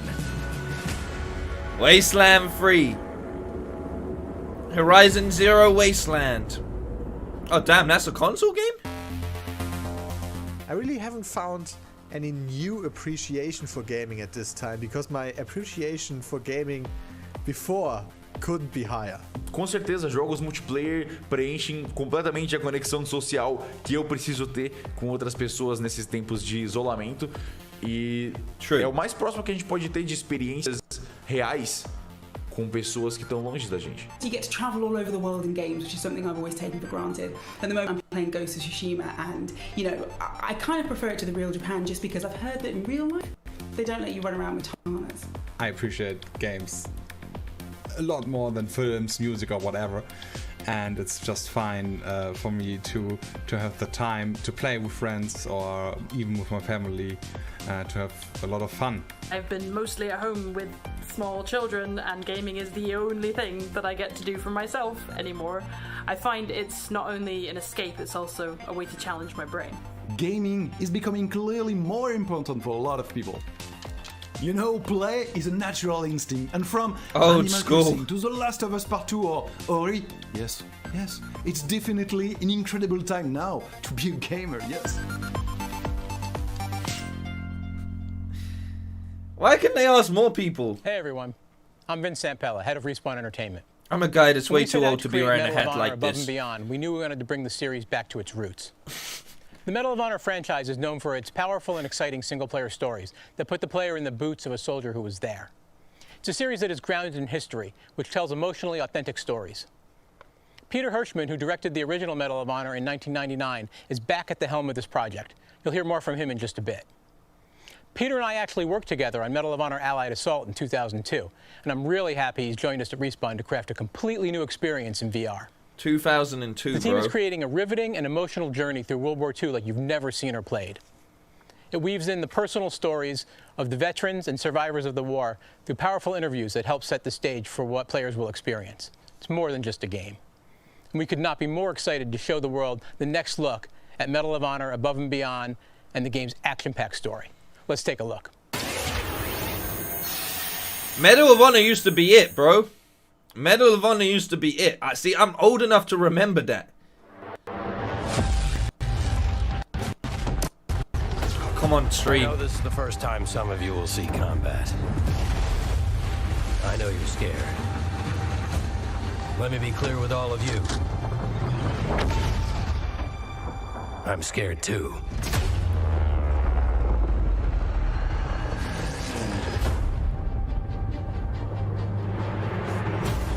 Welcome to France, gentlemen. I lead the local resistance cell. Something big is happening inside Gestapo headquarters, and we don't know what it is. We're gonna have to improvise here.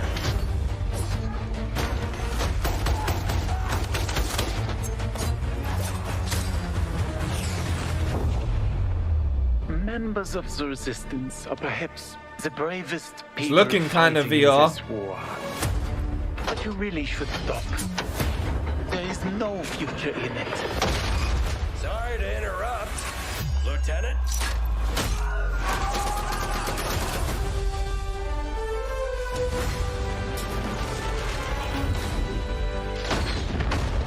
Be a wild ride, but we'll get you there. Jet fighters, brace yourselves.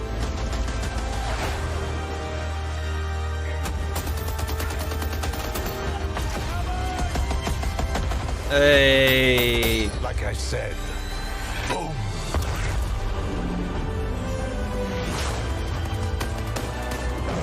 There are things, as people, I'm willing to sacrifice myself for.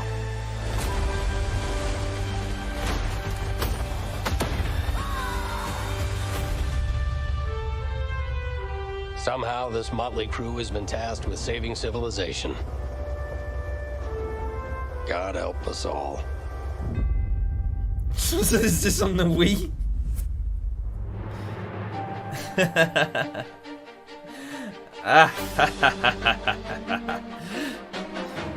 looks fun. That looked fun to me. Thank you so much, Vince. That looks incredible. Wow, look at And these now cool we're here with graphics. Respawn Entertainment's Peter Hirschman, game director on Medal of Honor Above and Beyond, to talk more about their new VR experience. Peter, I gotta say, the trailer really grabbed me. Such That an was incredible cool. story that you're telling to. Tell us a bit about this single-player experience. What can we expect? Well, Jeff, thank you for having us on the show. I'm representing a whole team back at Respawn that's been working really hard on this, and it's so exciting to premiere the trailer with you. Metal Gear, going back to its roots, was always about putting the player in the boots of a soldier fighting in World War II. And with VR, we're able I have to played do some that VR games, in but a only at much like test literal demos way. and stuff. It's definitely the most immersive It's a bit experience, disorientating. most immersive combat experience I've ever been able to work on. And the story follows you as a player being recruited into the Office of Strategic Services, commonly known as the OSS. And their mission was sabotage, espionage, search and rescue, everything in between. You name it, they did it. And they're known by a different set of initials now, the CIA. But during World War II, they sent operatives all over Europe, deep behind enemy lines. And that allows us to tell a story where you get to go to these places and locations and participate in events that really helped shape the outcome of the war. One of the things I love about the trailer is you can tell there's a lot of interactivity in the environment, emergent game player. You got the piano and other things in there. Tell us a bit about how you're using that to tell the story. It seems like it's all kind of through a first-person perspective, but there are some story sequences. How do you tell the story? Oh, well, we shot over 120 pages of narrative, which is more than some feature films. We had a huge. It's already imagining the tweets, but yeah, it's in the back of his head already, man. Follows a classic three-act structure. Act 1 is working with the French resistance, getting ready for the invasion. Act 2 is D-Day itself and the fight to get to Berlin. So just quickly, right? They're not gonna like massively update VR, are they? Like in the next like year or so? Because if getting the PSVR is gonna carry on over to the PS5, then I may consider getting a pack very, very soon. But if not, then I should wait for like if they're gonna update it for PS5. That's just sort of my thoughts and feelings, you know. What do you think? What do you think? Let me know. We don't have edits. everything revolves around your perspective. So you experience this story completely in first person, as if you are there. So it creates a much more intimate and emotional connection with the characters and the things going on around you. Look at the size of his screen, bro. Shoot. One of our animators stood in for the player throughout the 3 weeks that we were on stage. And all the actors are always reacting and talking to you directly. And in VR, it's such a powerful thing. It's all about building that emotional connection, and it just makes the experience all the more authentic. Well, you and Vince, I know this series is really close to your heart, and I'm like, wow, there's so much there to experience. It looks really rich and detailed, obviously authentic as well. Paying tribute to everyone that was involved in the war. I wanted to ask you also about multiplayer, which is something that Respawn is really good feedback known for, and you've had a great single player experience. But I hear you might also be doing MP too. See, you guys always got me, man. Oh well, yeah. I mean, what up, Beast Mode Gaming? I've spent good to have you with us, my friend. For a long time. So much of your if you're gonna get VR, get Oculus Rift. Natural human movements to a controller, and just figuring out things like making feel good, and one of the hardest ones is leaning. And in VR, you know how you just duck, and how you lean in VR, you just lean. And so the ability to lean around a corner, just kind of peek around the corner and see where the bad guy is just it heightens the tension so much. It makes it feel all the more real. And when you put that into a multiplayer experience, it just raises it to a whole nother level. So we are shipping, in addition to the campaign, we are shipping a full suite of VR modes, including a few that you can only do in VR. And we're really excited about people playing those, after it comes out. Wow, well, definitely a full-blown VR experience. I gotta say, I'm really excited. VR 2 coming out end of next year. All right, it's coming out later this year. That's not that long away. That's coming out holiday. So fasten your seatbelts. We are so excited to bring it to players. We've been working on it a long time. Like you mentioned, it's a passion project for Vince and I and everyone at Respawn. It's a wonderful full circle experience for a lot of us that started our careers working on those original set, going back first one and Allied Assault, and now to be able to bring Above and Beyond to a whole new generation is one of the most exciting things we've been involved with. Awesome. Thank you so much, Peter. Opening Night Live will be right back, and in the meantime, here's a look at a new game that is launching tonight. The world was broken. What? Fractured by the magic the Vow Keepers said they would protect us from.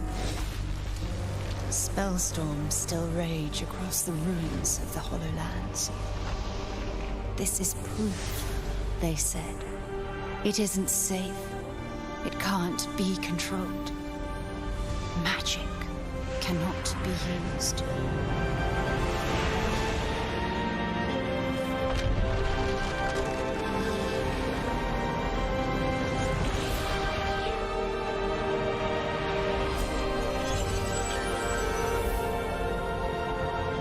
But I am a battle mage. I am a battle mage. This is good. I have broken my vow, and now I fight. Like, looks good, you know. I like the cell shaded approach. I'm a big fan of cell shaded. Oh shit.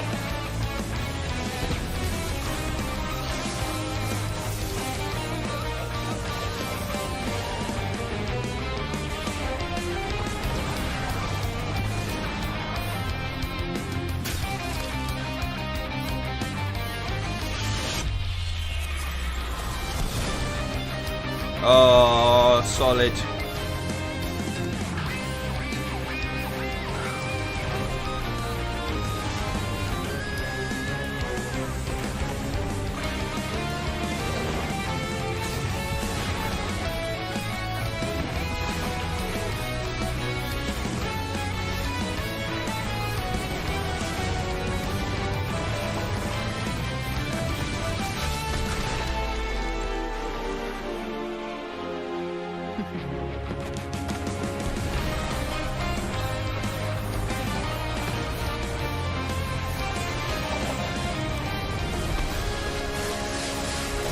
spell break.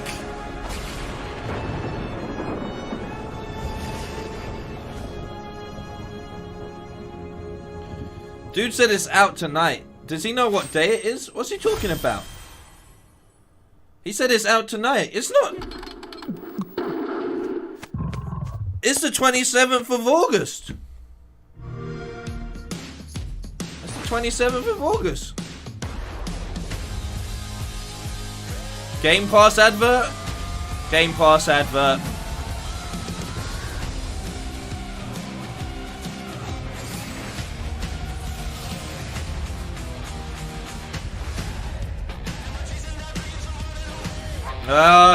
Hey, over 100 games on PC, and I can't even download one of them for some reason.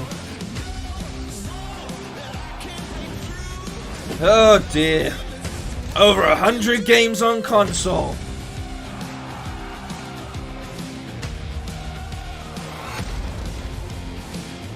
Yep, he's living in the future.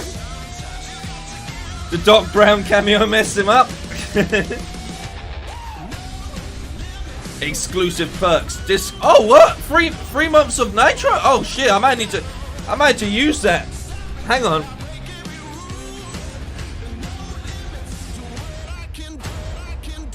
They're pulling me back in, boys. That free Discord shit got me, man.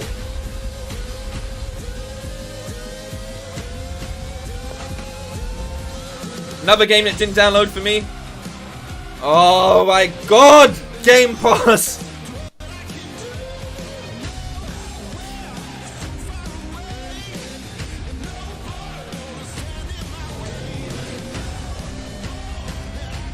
I just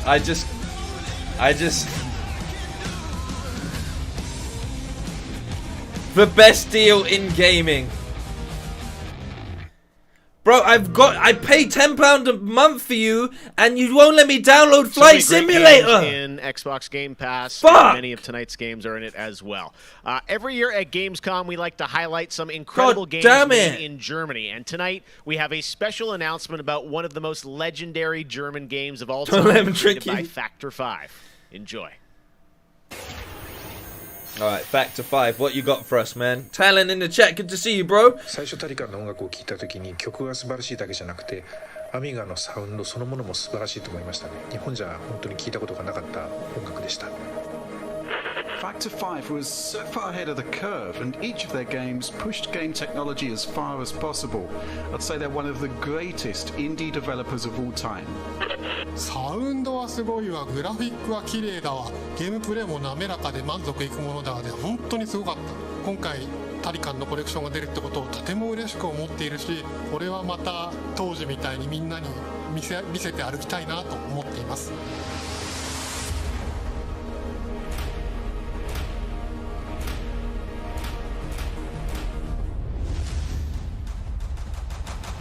This was the first game that allowed me to completely fulfill my musical vision. It defined my career, and the fans have been there ever since.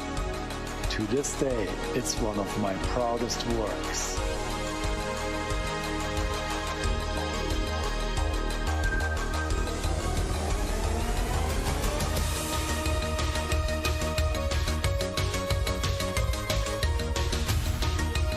Let's go.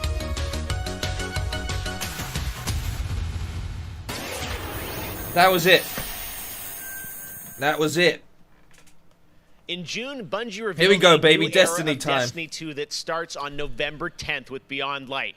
For the first time ever, Guardians will add a new elemental power to their arsenal, the dark power of Stasis. With Stasis, players will take on the powers of darkness to control and dominate the battle. Here's an all-new look at Stasis from Destiny 2 Beyond Light.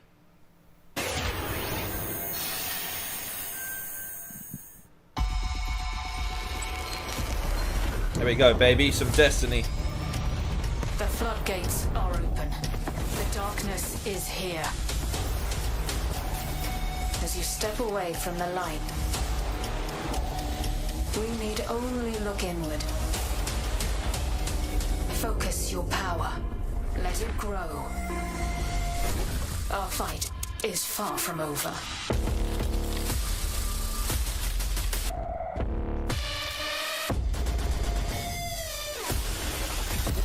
Alright.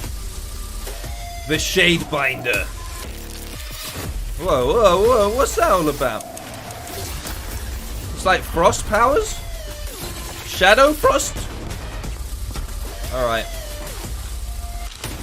Yeah, like what? Bring the storm. Let them come. Okay. This is their fate. One after another.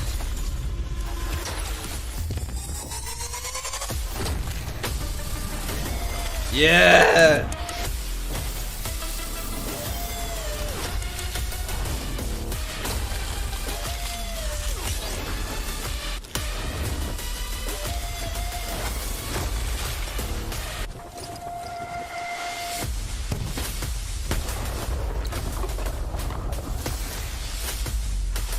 Yo, did he just use that like a shield? That's pretty cool.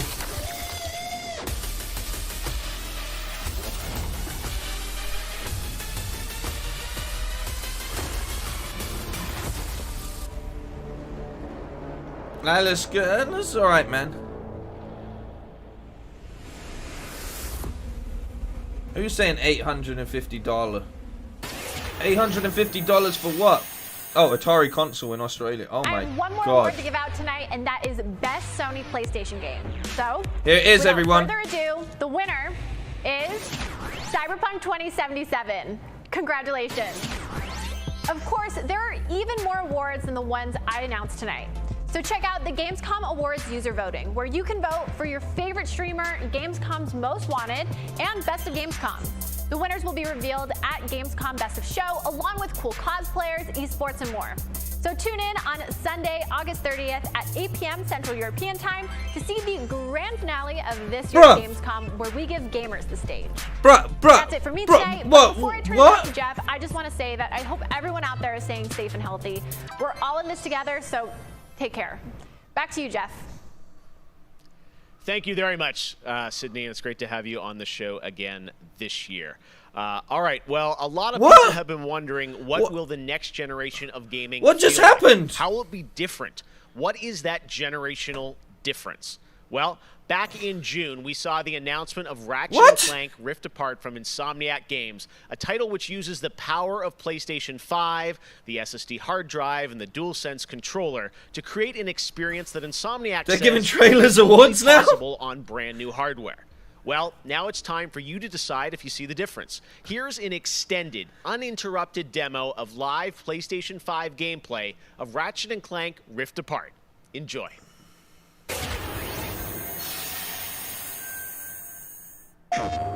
I've time traveled to the next year. What's going on? Alright, they're gonna bring us back in. I'm so confused right now. I'm literally so confused. What did they judge it on?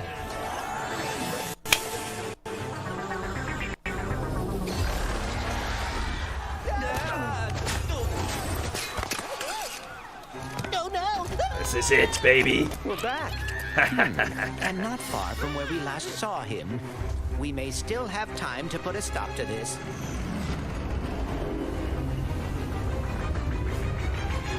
Hey, I think I found the wombat! Oh dear.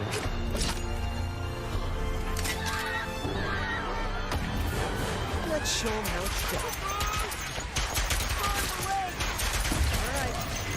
Let's go. Let's go. Look how clean it looks, baby. I can't believe they got my man Ray tracing up in this. You know what I'm saying?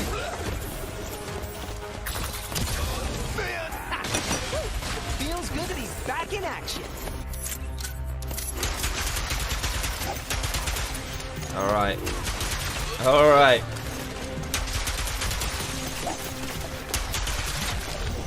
Last one. The train's pulling away. Let's go.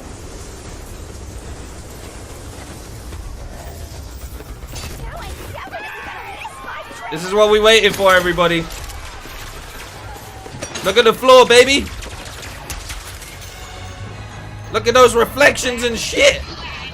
I've been looking everywhere for you. Put down the Dimensionator, Nefarious. Put down the Dimensionator. Today I will finally be free of the both of you. Soon. What's up, Red? What's up, Dan? Will be mine. Say goodbye.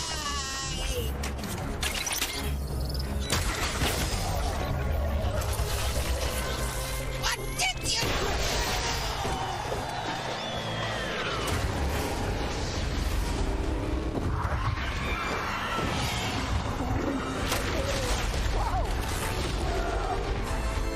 Was that supposed to happen? Hitting Nefarious's device seems to have destabilized reality. Look at all the reflections and shit, baby. All the lighting. Ooh. The rifts appeared to react to your device. Try pointing it at one of them. This is our first look at it in the game, right? That was rather exciting. Games before trade.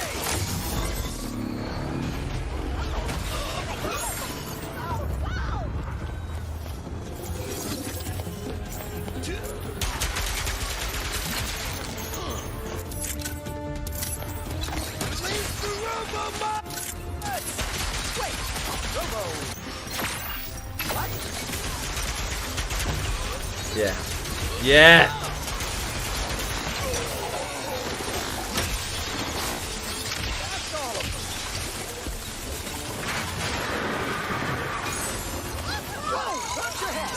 This is worse than I had imagined. Everyone look! It's Ratchet and Clank!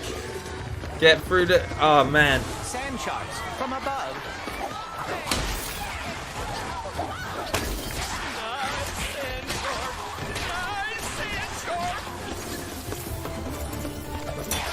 My heroes!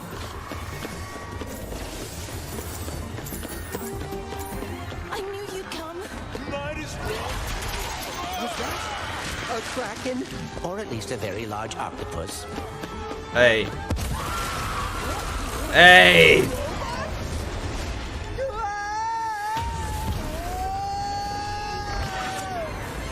I will never get used to that. Hey, at least we're on the same planet this time. Nefarious is on the other side of that building. Let's get moving before he does anything else to break reality. Go for it, baby. I'm not... You're not gonna get bored of that. Did Dr. Nefarious really resurface after all these just to try and take over the universe again? Yeah, I kind of wish he was doing a worse job. He must have more planned than he is telling us.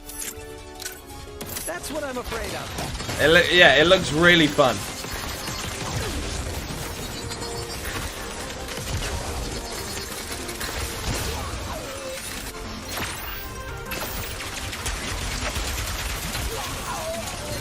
I'm just super duper impressed. I'm not gonna lie to you right here. Can't wait to see what's new. What's up, Sonic Blader?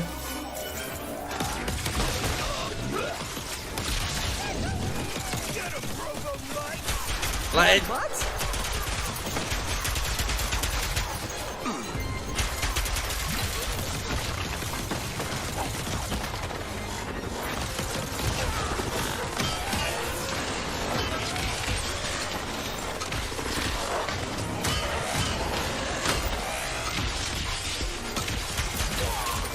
it looks so clean, though. We have to get to It just Dimensionator looks away so from clean. Nefarious.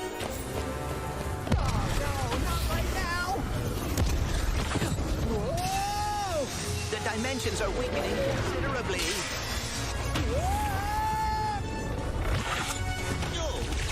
How bad is it? Yo. Yo. Well, it is certainly not good. Right.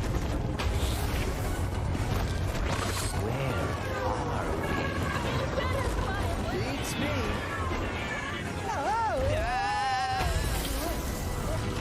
Just... We've been boarded! Get off me!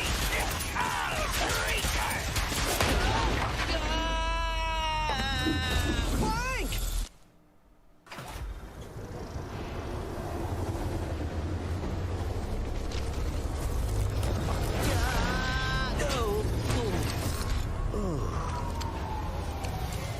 Ratchet, we are too late. Ratchet? Who?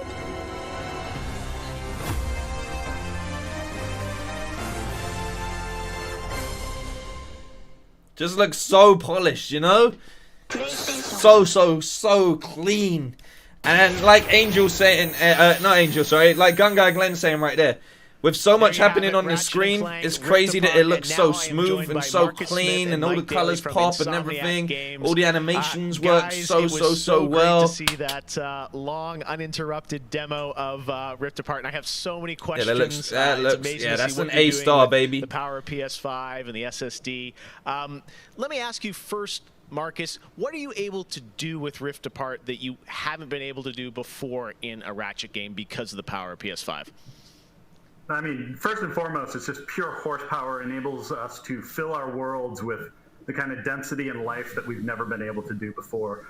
More importantly, perhaps, though, is the dimensional shifting that we have going on, which uses the SSD that allows us to fling the player from planet to planet to planet lightning fast, like in way faster than anything we've ever been able to do before.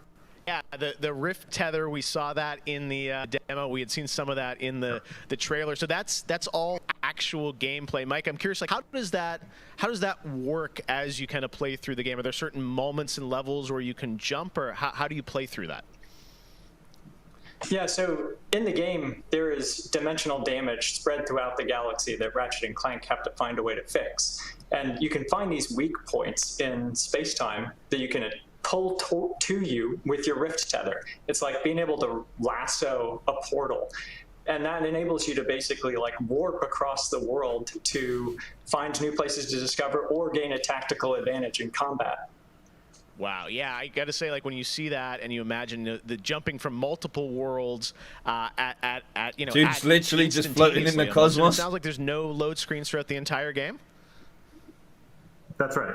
We're going seamless. That's right. Yep. Wow, all right. You bite. So confident both of you say it. I like it. Now, let me ask you about DualSense. That's something that is a big part of PS5. I've had a chance to hands-on with the controller with the adaptive triggers. And you love to remind us of that shit controller demo you did, don't you, bruv? You love reminding us of that shit controller demo you did. I got to play with one. Is a powerful arsenal. We know, Jeff. Exude a ton of personality. We know. And the DualSense is sort of like, it feels like it was made for Ratchet and Clank, just because the haptics give us a whole new layer for the weapons to express themselves. So for example, your burst pistol, of course it gives you like a satisfying click or kick with every bullet, but when you throw the shatter bomb, you can actually feel the energy pulsing off the grenade fade away as it gets further apart from you. Basically, the haptics are expressive enough that every weapon feels different and you can tell what you're holding.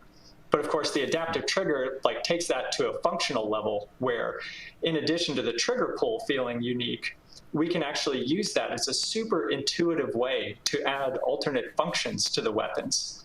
So, for example, in the demo, we've got the Enforcer, which is a double-barreled shotgun. You can pull the trigger part of the way down until you hit resistance to fire a single barrel. And then whenever you feel like it's the right time, pull it the rest of the way for a double shot. So you might be swarmed by a bunch of little enemies. You only want to waste one shot on them, and then wait a minute for even more to swarm in before finishing them off. But a big guy, you probably want to just give both barrels to right away. So there's a nice intuitive way of basically raising the skill ceiling and giving you more ways to play better. Wow, no, I'm excited to see how you guys are going to roll that out across what I'm sure are an insane, group of weapons as always. Plot-wise, Marcus, tell us a bit about this game. I think some fans have wondered, does this tie into the movie plot line, the game plot line? Like, tell us in the Ratchet verse where this sits. Yeah. Well, canonically, this is an extension of Ratchet and Clank Into the Nexus, the 2013 game.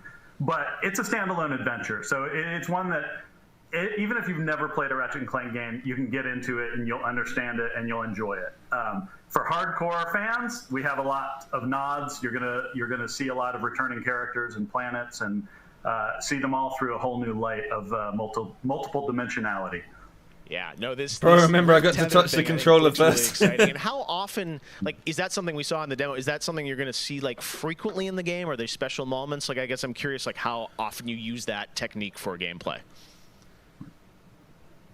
So the Rift tether has created these anomalies all throughout the galaxy. You'll encounter those pretty often. There's even a few more types of dimensional damage you'll encounter that we haven't shown yet. Okay. Now, being pulled between worlds, that's localized to chasing after Dr. Nefarious in the demo. And that's sort of reserved for special moments when you really have to, when the dimensional damage really tears wide open. Well, I got to say, it looks incredible. And then at the end, we got another tease of this female Lombax. I know you guys have confirmed she is playable in parts of the game. I think everyone wants to know, though, do we have a name for her? I mean, the world is more interesting with mysteries, and we're going to have to keep this one a little longer. Do we get a number of letters in her name Good or answer. anything? Too many smart people on the internet. They'll figure it out right away. She's not named Abby, though, right? All right, well, we'll have to wait and see what you guys have in store for us. I got to say, I mean, it good looks try, incredible. Jeff. You got Ratchet him, games man. are always You so got much him. fun, and it's We just like when the you joke. think of the power of SSD and the DualSense all coming together, it looks really exciting. Before we go, though, I think everyone around the world wants to know when we're going to get to play this game. Anything you can share with us on where you're at in development right now? Mike? Mike?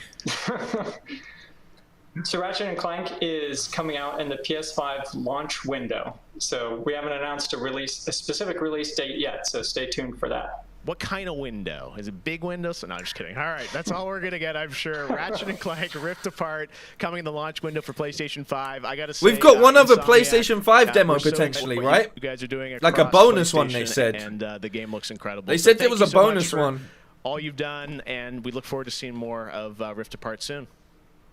Thanks, Jeff. Take care. All right, Marcus and Mike from Insomniac, thanks for showing us that first look at Ratchet and Clank or PlayStation 5. And that's going to do it for Opening Night Live. Thank you so much for watching from around the world, and make sure to stay tuned all weekend for more live Gamescom coverage at gamescom.global. As for us, we'll see you later this year for the Game Awards 2020. Our team is hard at work to build a very special live show for you coming in December.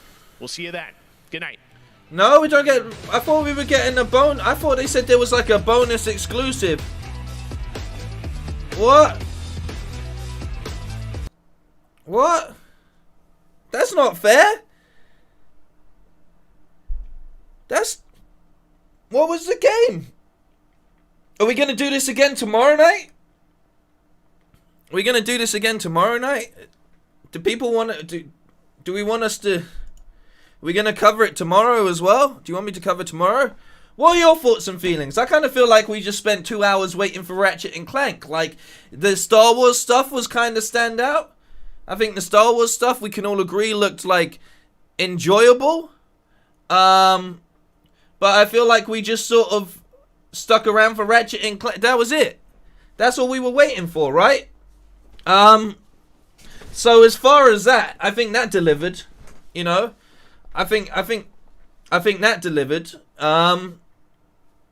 First rule of showbiz: always leave the people wanting more. Damn it! They got me with my own damn rules. It's a good point, Jeffrey. That's a good. That's a good point. I mean, we're finished with Ghost. I don't think I'm returning to Bloodborne anytime soon. So I don't have an evening stream for tomorrow. So we can stream tomorrows if that's what people want, right? We can do that. Medal of Honor did look fun. Mafia looked fun. That game with the Indian girl looked quite cool, but there wasn't enough in that for us to completely make a decision on. But overall, like, I feel COD as well, of course. COD looked very, very good. But overall, I just think, like, you know, I think a lot of the time we click on these things and we expect it to be the level of the PlayStation 5 event, and that's just because the PlayStation 5 event held so much hype for everybody, whereas this, they've got to like cover across the board with this is about all games and all consoles and stuff, and I think that gives it the ability to sort of be a little bit of a letdown, because if it's something that you like, it doesn't interest you as far as like you're not going to be playing that because it's not on your console and stuff. I think that kind of adds to a lot of disappointment in a way, or you just don't really care and stuff. I'd say it wasn't a bad show, but it wasn't amazing. Exactly, it didn't encapsulate the hype in the best sort of way, but that's again because you're not going to be playing everything in it. So I don't know. Little Nightmares 2 did look amazing. That's a good point. That's a good point. The Star Wars stuff really did stand out to me personally, but again, that's because it's tied into something that's really good with our nostalgia and so on and so forth. I think it's hard not to get excited about new Star Wars things.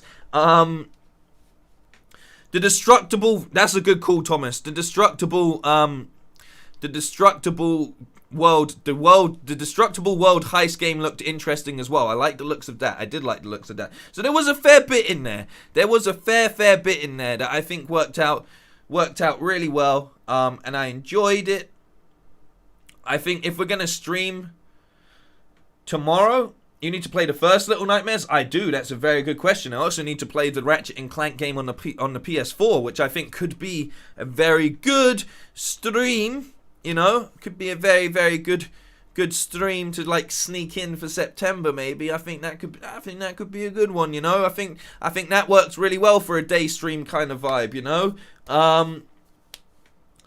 Teardown, that's the name of the game, I believe, isn't it? Yeah, that looks good to me as well. It's crazy that Ratchet and Clank is a launch window. Yeah, because it's going to be, around the time of launch. Then we've got Miles Morales. They're both Insomniac. They're going in. That's a very good point. We know we got Kenner coming as well. There's a fair bit. There is a fair bit of exciting stuff to come with the PlayStation 5 release, which is really, really good to know. They're really not holding back at all. Fall Guys Season 2 did look interesting as well. Wish we would have got to see a bit more of that, but you know what? They told us what we needed to know to get excited about it as well. Yeah, a fairly good showing across the board, I'd say. A fairly good showing across the board. So yeah, I'm not mad at anything that that we saw. Just, I'd say like, yeah, Black Ops 1 story stream to get ready for the Cold War. I mean, if you guys like that, I like these sort of suggestions you guys are coming with. You're coming with some dope suggestions. I've played through Black Ops 1 before. I can't remember it at this point in time. But there's some really, really, really good suggestions coming from people in general at the moment. Too much boring stuff. It was a bit of a... I'd say the problem with that was it was just a little bit too weirdly paced, Even in the second hour, where you kind of thought, okay, well, we're holding out. They're going to get us... They're going to give us what we want to see in the second hour. It still seemed quite weirdly paced, I understand for a lot of people that Shadowlands animation didn't really have a place in the stream. I'm not going to lie to you, just because I enjoyed it. I don't feel like that was the right place to showcase it. Maybe that's just me. But like, there's a fair bit of interesting, like, there was enough in there to be interesting across the board, but at the same time, they just got like the pacing on this show very, very wrong. It really makes you appreciate how much time and effort went into the sequencing of that PS5 event. I think that event really put us up here with our expectations for all events at the moment, They really went above and beyond, and they really made it work out.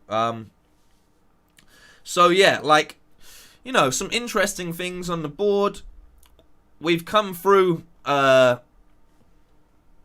We've come through like a very tough month as far as streams have gone. We've got through a lot of games this month, and I'm quite looking forward to how we're going to tackle going into September. But some of these suggestions are really, really good, and I appreciate them as well. Abby the Lombat, but yeah, overall, you know, the games we were excited about looked good. You know, the Mafias, the Call of Duties, Ratchet and Clank, some of the Star Wars stuff. You know, it was good, but there just wasn't enough. There just wasn't enough gameplay for my liking, you know? Even in the ones where they said they're going to give you gameplay, the best gameplay we saw was the Ratchet and Clank one. I feel like they could have definitely shown us a bit more. Like, think about, like, Godfall, right? Godfall was, like, 15 seconds to 20 seconds tops. You know. Come on, man. Show us a little bit more. Like, show us a little bit more, like, you know? But yeah, I really enjoyed that. I did. I thought it was fun, for the most part. And, you know, overall, you guys make it the most enjoyable part. September 9th, rumored going to be some fall on some rumored events. We'll see. We shall see. So yeah, as always, I don't think there's too much we can talk about on this one, you know. I don't think there's that much to talk about. It is what it is, you know. I'd say this as well, like, you know, in highlight of this as well is when we just had like the DC fandom, you know, the DC fandom was really well done in building the hype and tackling things in a good sort of way, and I'm just surprised that like this. It just seems like a lot of people don't know how to schedule and put together good pacing. Like, you know, it seems like not a lot of people really know how to put together a really exciting show kind of thing, you know. And I personally feel like a fair few of those titles we saw probably could have been put in that pre-show section as well. We're completely forgetting about that pre-show section. Godfall was a trailer for Armor. Yeah, but I just feel like they could legitimately show us a bit more, you know? They could have shown us a bit more. But yeah. That is my last stream for today. It's been a very I cried on Bloodborne today, you know? I'm going to take an early evening and kick back and just enjoy some relaxation. Enjoy some relaxation. The show was too long. Exactly. They could have definitely trimmed the fat. They really could have trimmed the fat on that, you know? They could have trimmed the fat a little bit on there and stuff. Like, so it just, it is what it is, you know? When you're just throwing in random, like, Game Pass trailers and a couple, like, Red Bull trailers just to flesh it out, and you gotta put in, like, a, you gotta put in a fucking, Shadowlands, like, 5-minute animation and stuff, like, it wasn't the strongest showing, you know? It wasn't the strongest showing. No games showed yet running on the Xbox Series X as well. It's what it is, man. Things are looking shaky for the Xbox, but it is what it is. So yeah. Big thank you to everybody. Put some salve on it, bruv. Just, big thank you to everyone. I'm looking forward to just kicking back. Bloodborne made me rage quit several times. Well, I rage quit today, buddy, so we're in the same club. The Crash Bandicoot skit was kind of funny, but too long. Yeah, like, you know what I mean? And again, like, we've seen a lot about Crash in recent times, and especially as far as, like, Games Awards, this YouTube, like, they've shown us a lot of stuff. Yeah. I give it a 6, maybe a 5 out of 10 as an overall event. I give Ratchet and Clank a massive props. Really captivated the audience. So well done. Yet again, Sony know what they're doing, man. They know how to build the hype. Thank you everyone for joining. As always, you can join our Discord if you want to continue these types of conversations, if you have more to say, if you've got game clips and stuff you want to share, if you've got random memes and all of that good stuff as well. You can always hit me up on all of my socials, in general, you know, where I be you know, just posting random stuff, getting into debates and whatever else, you know. And if you really want to, and you want to get a cool badge like some of these members that you see here, you want to get yourself a nice little badge and a green name, then you can always go ahead and click the join button. Do what you want to do. At the very least, leave a like on your way out. Take a cigar on your way out. And if you're a member right now, please throw those cigars in the chat right now, please, just to let them know. Other than that, take care of yourselves. Look out for each other. Stay hydrated and all of that good stuff. Thomas is all good. And that brings me on to one of my final points as well. Mods, thank you for always doing your job. You're always doing a great job. Of course, big love for keeping keeping it, you know, in order as you do, you know. Reggie and everyone else coming through. Good to see your names in here once again. Thank you for being a part of it. Threefold Maker. Head over to Threefold Maker if you want to watch some gameplay of what's the game you're playing at the moment, Threefold Maker. Throw it in there. But yeah. Big love to everyone, of course. Thanks to the mods. Massive thank you to the members. And big love to all of the subscribers, man. Take it easy. Leave a like on the way out and take a cigar on your way out. We're good, bro. We're good. Later, all. I'll be back tomorrow evening with something. I don't know what it's going to be yet, but we'll be back with something.